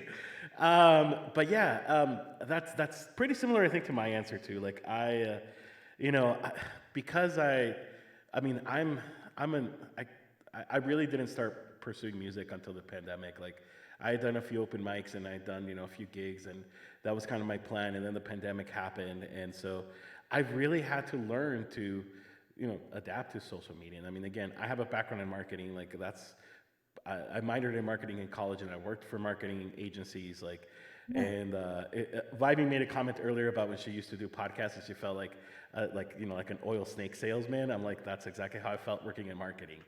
Uh, But there's those principles too, and I have this conversation with people a lot. It's like, I think these days you just kind of have to go where people are. So for some yeah, people, Instagram is where they are. Then that's where you got to be. TikTok totally. is where people are. There's some people that are still on Facebook, and I still have a Facebook page. I don't use it very often, but there are people there, and you can reach people there. It's a lot easier to distribute music nowadays, for sure. And Yeah, I mean, you got DistroKid, and you can just upload it, and it distributes it to all of the platforms, and sure. that's super easy. Also, we just got another raid from my friend Robbie G, Oh, who does a right really on. good sports podcast, and he also designed merchandise that I am gonna be selling eventually. But welcome, Very cool. Robbie and friends. Again, for What's those who going don't on, know me, Robbie? I'm Luis, the LG Music, and we have Dave Sorrendino as well, musician, singer-songwriter, music producer from LA, in the house, and we're just chatting and playing some Yeah, songs in between. Um, chopping it up. but yeah, I really feel like that's, like everybody, like you need to adapt, but you also need to do what works for you, right? So like, if selling Hmm. CDs at shows, like, I mean, I know people that buy CDs still. I Oh, have a I yeah, have a friend that absolutely. I have a friend that's like 100% anti Spotify and 100% anti Apple Music, and like all of the platforms, because of the fact that like they don't pay artists enough, And that's also really true. Like I was joking with somebody earlier. I'm like, yeah, I'll play your song 100 times and you'll make like 30 cents out of me. But Yeah, which is totally. unfortunately true. Not even 30 cents. I think I was overinflating it. Oh, you definitely won't make 30 cents for 100 times. But it's just it's a very different world. So like I see Spotify and Apple Music and all this is kind of like this is where this is where you can hear my stuff. And then I see Twitch is also a really big part of my platform. I want to start a Patreon eventually. I've tried YouTube before, but I'm not consistent enough, and I feel like YouTube has way too much content in there. That it's really hard to you can stand out. It's really hard to stand out. Yeah, But it's like you just kind of go where people are, and some platforms are going to work better for you than others. I've actually interesting enough, I've had more success on TikTok than I thought I was going to have. Like I kind yeah, of joined TikTok as a joke, because sure. my wife was like, you should join TikTok. It's really funny. And I was like, okay, cool, I'll give it a try. And then, like I said, then I met people like True. you and Jason as well in chat, and I've made Yeah, real friendships out of it. And also, again, I've also found people that are like, hey, I like your music. I like what you have to say. Like, yeah, it's so interesting. It's so weird how these things happen, so it is. organically. No, it is. But yeah, It yeah, really is. it's Definitely. totally it. Well, I'm gonna do another song, and then Dave, I don't know if maybe we each just do one more song, Yeah, or I'm I mean, down, man. I'm still up for a while, so but I also want to be mindful and respectful of your time as well. But Yeah, yeah, I think maybe we can each do one more song. I'll do one more, and then you can do one more. cool. This next Yeah, let's. song, I love sharing this song. It's called "The Best Thing," and this was actually the last song that I decided to include in the EP. It was not going to be in it. Earlier this year, I participated in a new tune showcase hosted by Irene Peña, who's a dear friend and great musician. And every month she does a show where she has 4 or 5 singer-songwriters and gives everybody the same prompt. And it's a she doesn't pick these prompts. It's just a random Google-generated prompt that she finds online. And then everybody writes their own interpretation of what the prompt means. So the month that I did it, it was back in March. And by then, I had locked all the songs I was going to do. I was like, these are the songs that are going to be in the EP. And then I wrote this song, and I was like, I kind of want to include this one because I feel like it's different from all the other songs. So there's, most of the songs are kind of in that serious, kind of serious realm that we were talking about. But Yep. there's one that I wrote for my wife, and then there's also this one that are just kind of more simple and more lovey-dovey. What was really interesting about the New Tune Showcase is that so there was 4 of us that participated, plus Irene, because she always writes a song every month, and I've told her she has enough to release an album at this point, but she won't do it. But everybody gets a very different interpretation of what this means. So there was one person that wrote a song about how the best thing is really, it's not just one thing, it's a lot of little things. So it's getting your coffee or tea in the morning, or going to work and somebody telling you hey, your hair looks good.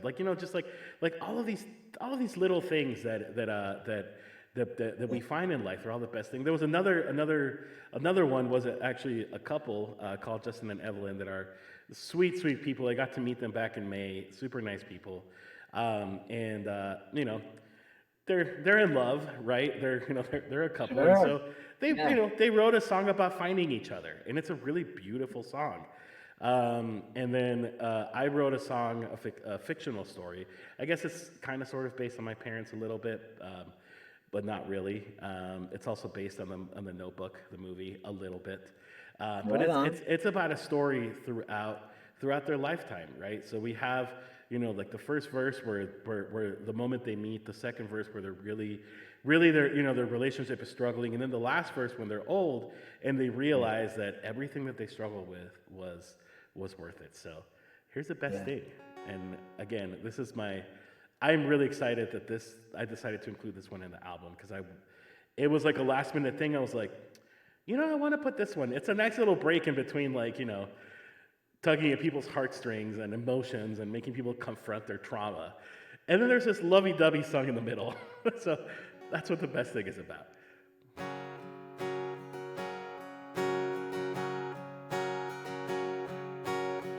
She twirls her hair, gives a smile for attention. He makes his move and asks too many questions. They lock their eyes and get giddy inside. Oh, is this love? Oh, is this love?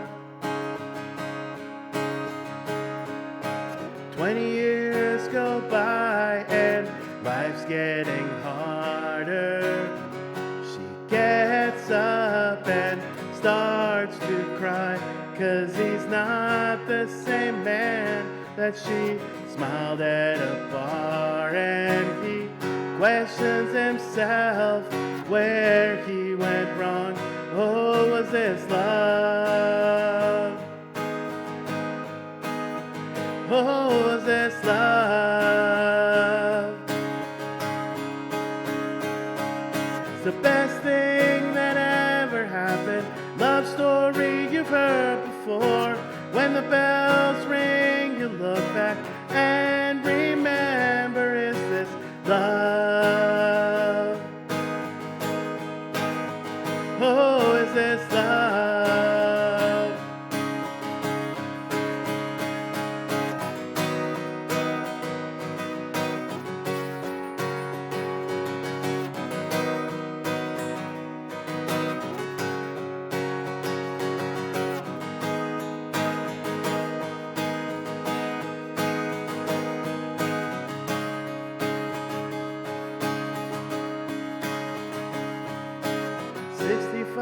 Years and many nights have passed. She grew old with a man that she smiled at a bar, 'cause she still twirls her hair just to get his attention. And he still asks way too many questions. Is this love? Oh, is this love? It's the best thing that ever happened. Love story you've heard before. When the bells ring, you look back and remember, is this love? Oh, is this love?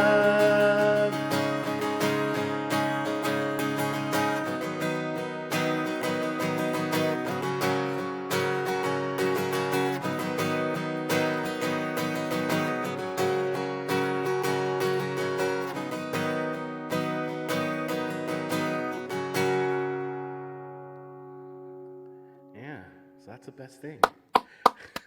Yeah, dude. Thank you. Yeah. Yeah, it's funny because my mom was like, "Did you write this song about us?" And I was like, "I mean, not really, but yeah, too, a little bit." And you Yeah, guys have totally. not been married 65 years, so you know. Whoa, No, dude. I'm saying they have not. No, Oh, they have not been they married have 65. not. No. Okay. Gosh, imagine if my parents were 65. That would make me really old.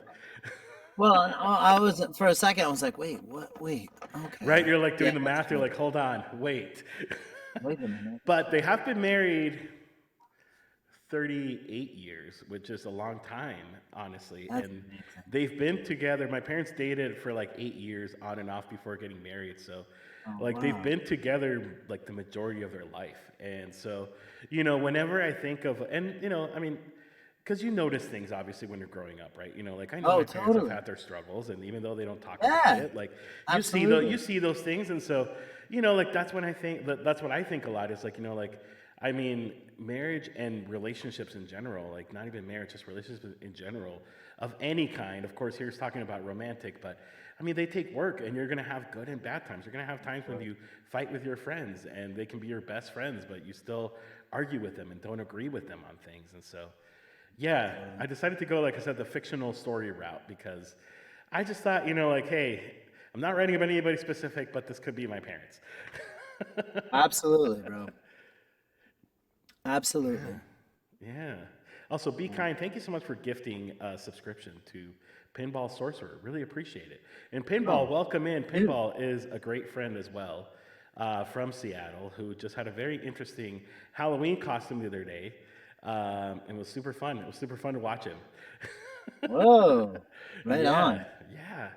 But yeah, dude, it's like I said, this is a lot of fun. I could go all night, but I know, we probably want to, eventually go to bed and all that stuff. But, Yeah. I'd love for you to play one more song, and I would love that song to be Love in Reverse. Unless you don't want to. Oh Unless, dude, boy. if that's not what you want to play, that's okay. I was just like, I Wow. really want to hear that experience live. So I Oh, love Love in Reverse. you know what? But if you don't want Let's to, that's fine. Don't do. If you no, don't want let's to, like, don't do no, it. let's Okay. let's do it. I mean, I could be persuaded to play two more songs Dude, if that was. totally. If you want to play another one, I'm down for that. I am so I down. mean, all right. You know what? Let's do Love in Reverse. That'd Yeah, be let's fun. do it. So this is a song that came out. Well, it's funny. I had written this originally for a UK artist. It would and it was based off of a couple of different things, but it was based off the idea that like I had come to a closing chapter with my ex, Hmm. and I was still pretty hurt, and I was kind of still being like, man, like I've been over this for 4 or 5 months. Like we've already, we've had our moment of separation and all that kind of stuff. She's on Hmm. the other side of the country. Why am I why am I still torn up about this?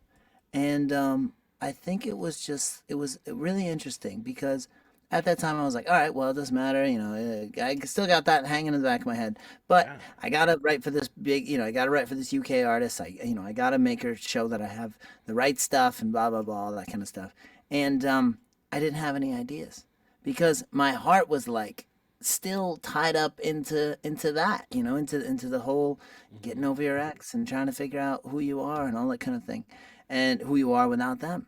And so I came across, I was doing laundry at 4:30 in the morning because I would wake up really early, and I was doing laundry at 4:30 in the morning. I had a playlist going and stuff, and I go, oh, I gotta write this song for this other girl, and what am I gonna do? Blah, blah, blah.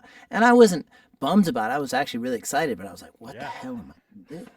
And weirdly enough, there was a song that came on called "Dreaming Backwards," and it was Ooh. one of those songs that I just, you know, I was drawn to the melody. I really liked but I love the concept. And I said, dreaming Hmm. Hmm. backwards.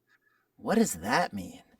Interesting. And, as I'm like putting my socks and all that stuff into the dryer, I'm kind of going, well, if you can dream backwards, can you love backwards?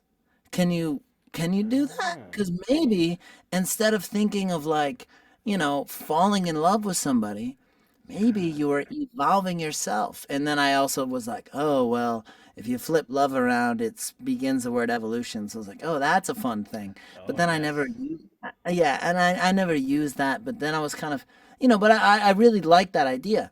So then I was like, okay, it's gonna be called Love in Reverse. What the hell is that? What is Love in Reverse?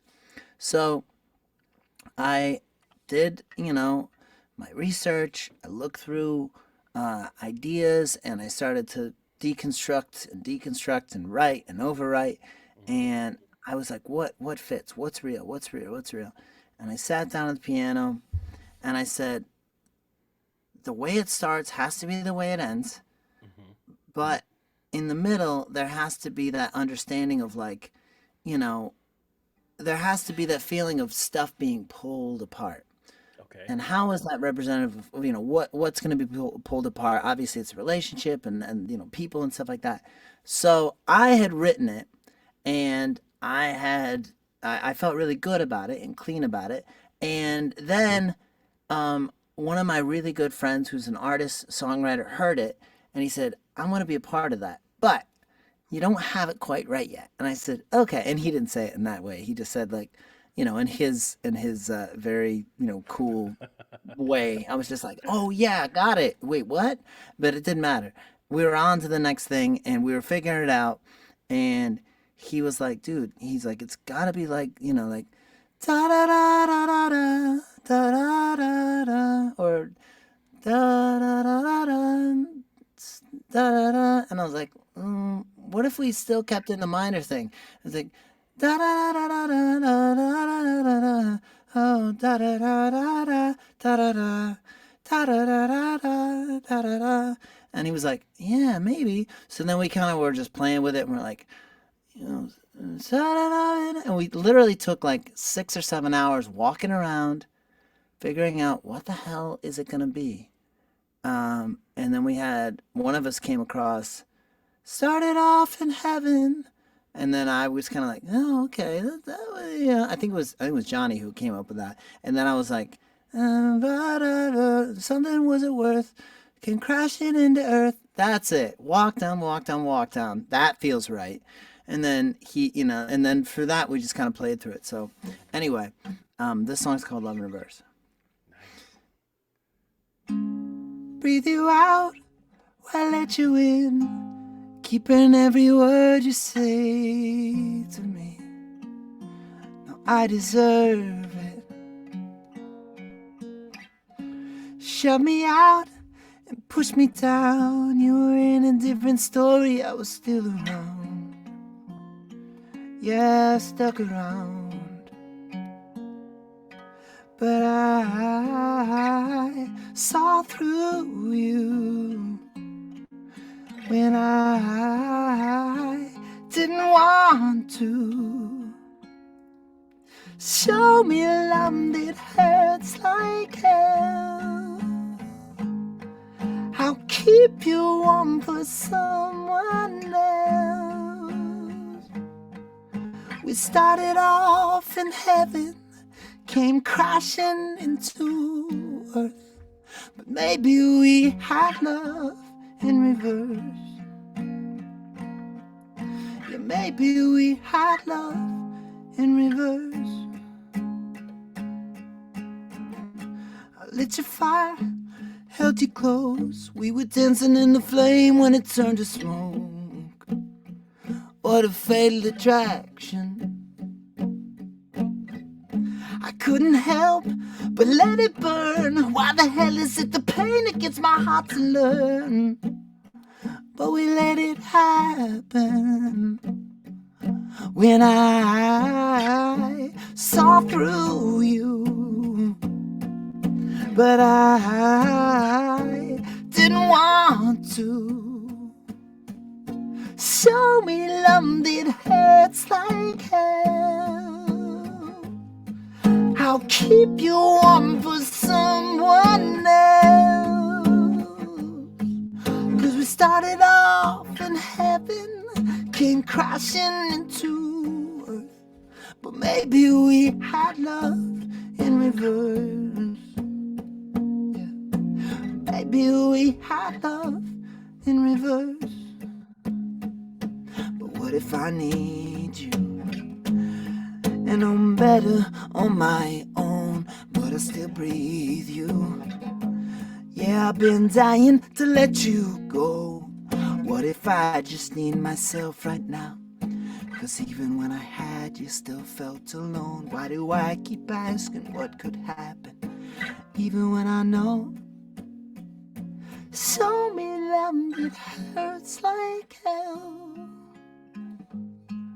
I'll keep you warm for someone else. So we started off in heaven, came crashing into earth,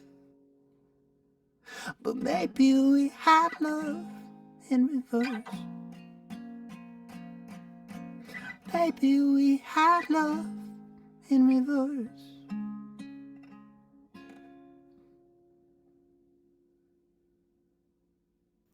Dude, that was good.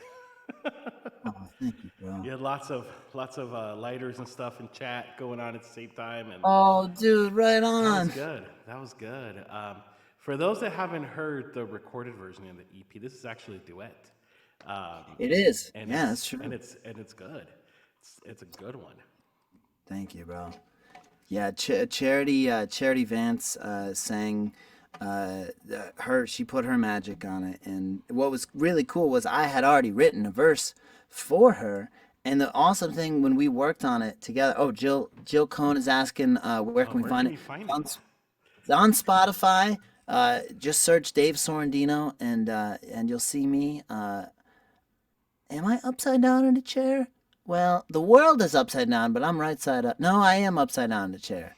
Anyway, it's in reverse, as you can Yeah. probably get. Yeah. Um, but thank you so much, man. You can find it on Spotify. You can find it on Apple Music. I think it's on, Deezer and Tidal and and on those guys. I think it's also on YouTube too. So yeah, thank you. No, that's Yeah. it's a good one. I've heard the song a lot of times, and every time I'm like, this is a good song. So Dude, thank thank you, you. thank you for writing it, and thank you for sharing it.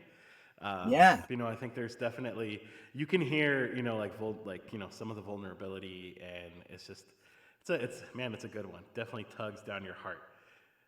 Jill Thank Con you, Music bro. wants to know if anybody's covered this song on YouTube yet. Maybe Jill will be the first one. Um, I don't think anyone has now that Oh, I mean, no. People have done it like over like Instagram like story or something. They were just like, hmm, "Oh, this is," and they'd play a couple of bars to it, but I don't think anyone's done like a cover of yeah. it. Um, so yeah.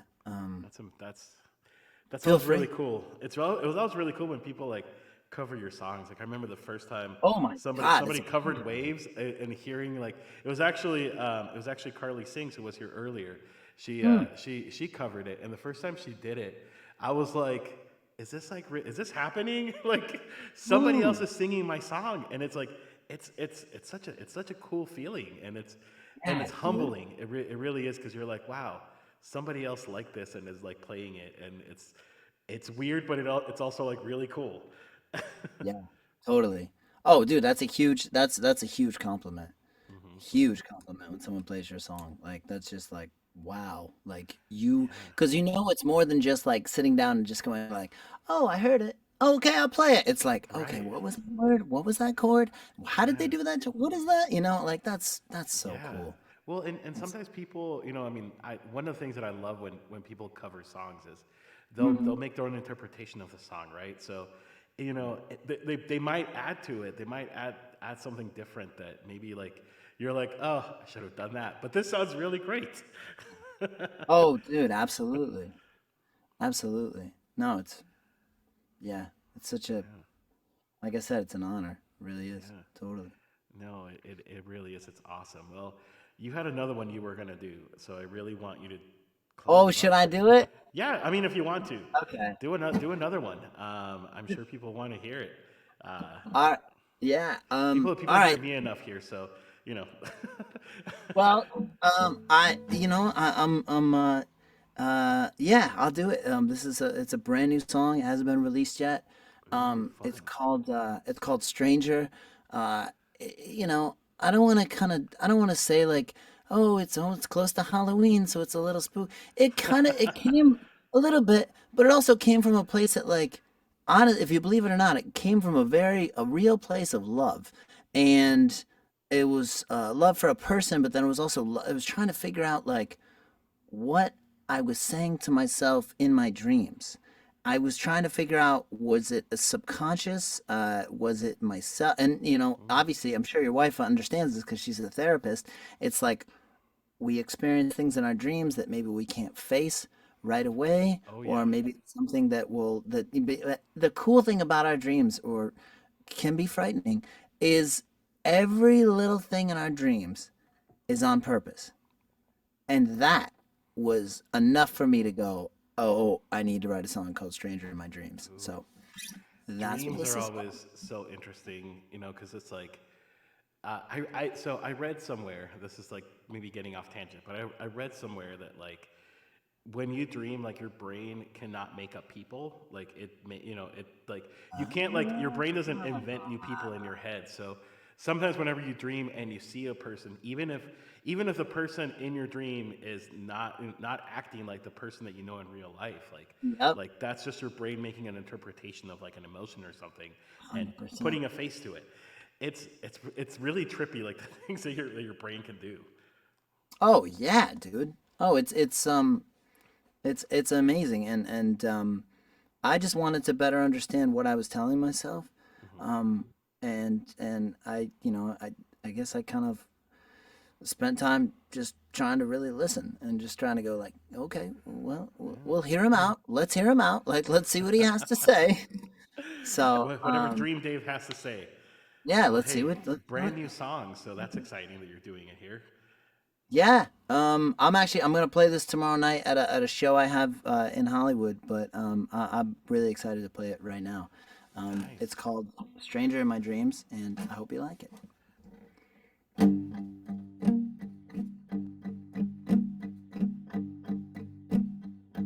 I can make it make sense.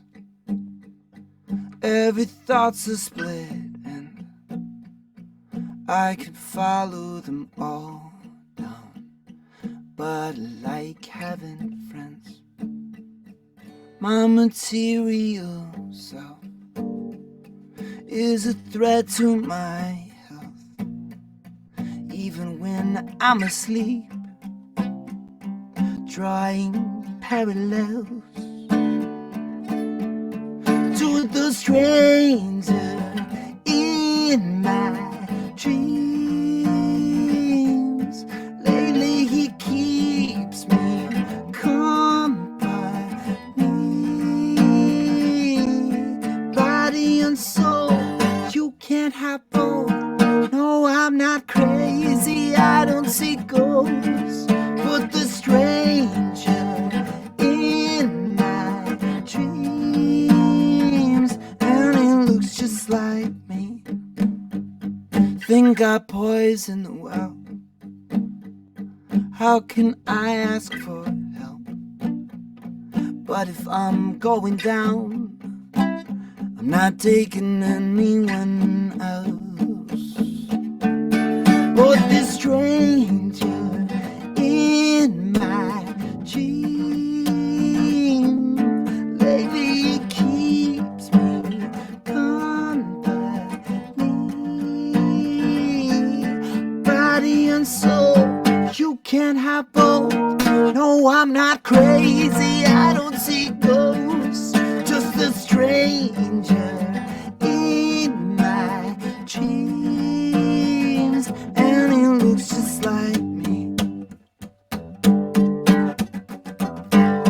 I hate the blank space and place of a part of me long gone to waste. I wish that I couldn't relate to the stranger in my dreams. Lately he keeps me company, body and soul. You can have both. No, I'm not crazy. I don't see ghosts. Just the stranger in my dreams. Just the stranger in my dreams. Just the stranger in my dreams, and he looks just like me. Dude, that's a good one. Thanks, bro. What Thanks, was man. your musical inspiration for this one? It's got a very like, like it sounds really grungy, Yeah, but yeah. it's Um, yeah. I'm trying to wrap my head around like what I just heard. y- It's good. yeah, right on, dude, right on. Thank you, bro. Musical inspiration. I don't know. Let's see. I'm a huge fan of James Blake. I love Radiohead. I love Nirvana. I've always loved Nirvana. Um, but I kind of weirdly enough, like this is gonna sound. I hope this doesn't sound weird, but I get some. Well, not some, but more often than not, I love Beethoven. Ooh. anybody who is I feel like Beethoven is the ultimate. Like he's done everything right. He's figured it out, and Yeah, that lives for us to kind of glean from forever. every once in a while. And man, you want to like discover some interesting ideas and things that you wouldn't think go together. Um, Listen to Beethoven. I mean, it's just, I mean, I Yeah. would say Beethoven, Radiohead, James Blake, Bon Iver. I love Bon Iver. Oh, me too. Um, Not Boney yeah, Bear. not Bon Iver, I Bon had like I had Iver. like a life awakening moment when when I heard how to actually say his name. How is that it? It's Bon, is it Bon Iver or is It's that a, right? yeah, I don't know. Yeah, it's supposed to pronounce like Boney Bear. But yeah, Bonnie like Bear, I used to call it like Bon Iver, and that's what I thought it right, was for the longest time. And then one day somebody's like, "You're supposed to right. say it, but like Boney Bear," and I'm like, "Oh, Boney Bear, okay." Um, It was like life changing, but yeah, yeah, right on, I could definitely hear Radiohead. Like everybody you just mentioned, I could definitely hear it, right and on. I think that's one of the really coolest things about like writing music is like sometimes you can hear the inspiration, Yeah. um, and that's always really great. Other times, like hey, it's something totally new and you've Yeah, never heard it totally, before, and it's also really great experience. And I think this song totally. has a little bit of both. Oh yeah, oh yeah. Thanks, bro, dude. Thank you, man. Um, yeah. I think it just honestly that was one of the songs. You know, sometimes songs like they write, they write themselves. Hmm. That one was not one of them. That was fighting to come out Uh, of the darkness or whatever it came out of. It was just like, nope, it's not gonna be a song yet. And I just kept digging and digging and going like, what am I saying? What does this feel like? What does this mean? Like what, yeah. and I have these ideas, and I love trying to go into the psychology of what we're trying to say to our subconscious. Hmm. So, or what our subconscious is telling us. So I read a lot of, C.G. Young and who else was it? Well, Young was a big part. Alan Watts. I love Alan Watts. um, you know, uh, the Schopenhauer, Descartes. It's just those guys that like had a lot of time on their hands because there wasn't Wi-Fi, Yeah. and they just kind of look back and go like, okay, well, this is creating a pattern here, so maybe Hmm. that's what this means. And I love that kind of stuff. I just think it's So like interesting. so. Yeah, it's just interesting. So yeah, Dude, that was really good. And thank you, gosh, bro. honestly, thank you for being here. And Jill Cohn is taking off and says that we have both inspired her tonight. So Oh, right on. thank you for saying Thank that. you. I think Thank that's again one of the more rewarding things about just writing songs. It's like Oh God, yeah. just in I don't know. I definitely wrestle a lot with whether or not like I'm inspiring people, but it's always good whenever you hear that feedback because you're like, okay, cool. So this is why I'm doing it. Dude, 100%. Yeah, It's that 100%. imposter syndrome I was trying to explain to my mom the other day. Is she was like, "Oh, Dude, I I've never love heard it. of this before." The cat analogy is brilliant, by the That's way. great, dude. I tell What you, a I have two of them, and they both have their own different personalities, but they 100% believe that they're the best cat ever that's ever yeah, existed. I love it. No other I cat, love especially my older cat, I'm sure she feels that no other cat has been better than her. Like she is the cat. All the other ones are just, I don't know, rejects or whatever. Yeah, sure. Yep. But it's dude, it's so true. It's so true. But yeah, we should probably probably head out. I mean, we could keep Yeah, doing this forever, and we can do this well, again in the future for sure. for sure, man. But Yeah. dude, thank you so much. Thank you so much for hanging out and for being here Yeah, and bro. just opening yourself up. I think that's always amazing. And whenever people get to see, because one of the things I think a lot is like people get to see like one side of musicians a lot of times. Like you just get to hear the product, but when you get to hear like like what a person's been through and what a person has done to get to the point that they are or the point that they were to write what they wrote, like I just think that's so powerful. Right on. Thank you, bro. I mean, same to you. Seriously, you opened yourself up. You you brought yourself into your work, and it's cool to hear the stories. It's cool to hear the ideas behind it, and again, something that's connected to, your childhood and those like those early years, man. That's such a boy. That's real transparency, man. That's thank you for doing that. That It's was definitely, some of those things are hard to talk about, but oh my God, yeah, totally. I feel sometimes like, whenever we share ourselves, whenever we share our stories, I mean, sometimes it's for a reason, and sometimes, like, like, I mean, because I've also, listened to stuff and listened to music, or read a book, or seen something, and it's like maybe I didn't go through the experience that that person went to when they came up with that idea, or wrote what they wrote, but Yeah, you can definitely relate to it, and it can relate in so many ways. So yeah, yeah, dude, totally. I'm excited for the next Dave Sorrendino album. I'm so pumped. Thanks, bro. Thank you, man. Dude, it's same to you, man. I'm pumped for the EP. Really, Gosh, I know. really excited to hear more. Definitely. 2-ish weeks, 2.5 weeks. Right on. I had a mini panic attack on Friday, where I was like, "This is crap. I should delete it." Then I'm like, "No, you know what? It's just gonna stay." That's right. We all have it. I I'm do. I'm sure. Everyone does. Yep. Every release, and you think it gets easier, and it just, it No, doesn't. I'm sure Taylor Swift thought that Midnight's was crap, and almost scrapped it, and then was like, "Nope, this is staying on." dude, absolutely. Great to meet you too. Be for kind. Seriously, or Yeah, be thank kind you. for me. Seriously. Yeah, thank you so Um. much, everybody, for being here. And Oh my God. Yeah. just we had some great people, and dude, I'm excited. I hope people check you out. Again, go look up Dave Sorrendino in any streaming platform you're in.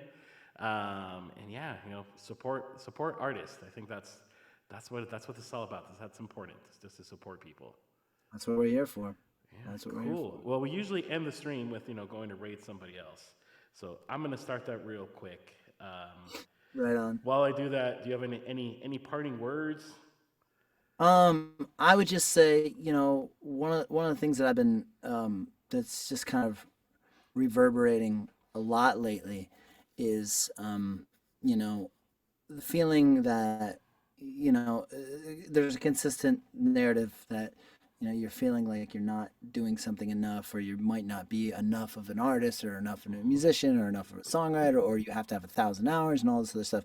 Yes, that's good in its own sense, but it becomes destructive when you stop believing in yourself, and really all that all that an artist is, when you really what it really comes down to, any artist. I'm talking actors, authors, writers, musicians. Yeah, All it is belief. Just yeah, it's belief. That's all that an artist is. If an artist believes in who they are and what they're doing and how they're doing it, it's going to connect. yeah, It's going to connect. It's pretty much a law of nature at that point. So unapologetically believe in yourself, unapologetically love yourself, and follow your path the way you want to, and just don't worry about don't worry about everything else, because it's constantly shifting yeah. Be kind as says you as should do we're TED talking. Talks. God, I You should don't do, you want to should do do Dave TED Talks. Talks. There you Oh go. God, We were joking make once about, like, you have like Thursday live, and it's like oh God, my Saturday Thursday. live. Like, dude, like, you should just do it. Oh man, no, But no, dude, thank you I so like writing much. music. Yeah, Right, I know. It's one thing to, like, give motivational speeches. Another thing is to write music and just yeah, put your totally. words out there. But dude, thank you so much for being here. We're gonna go raid Kevin Wong, who is a fantastic musician, also a fellow Twitch Collective member, Right and he's just on. a super cool dude. So, all right, everybody's leaving. Bye. See you, brother. Hey, don't sign off yet. Hold on. Okay, okay, got it. Let me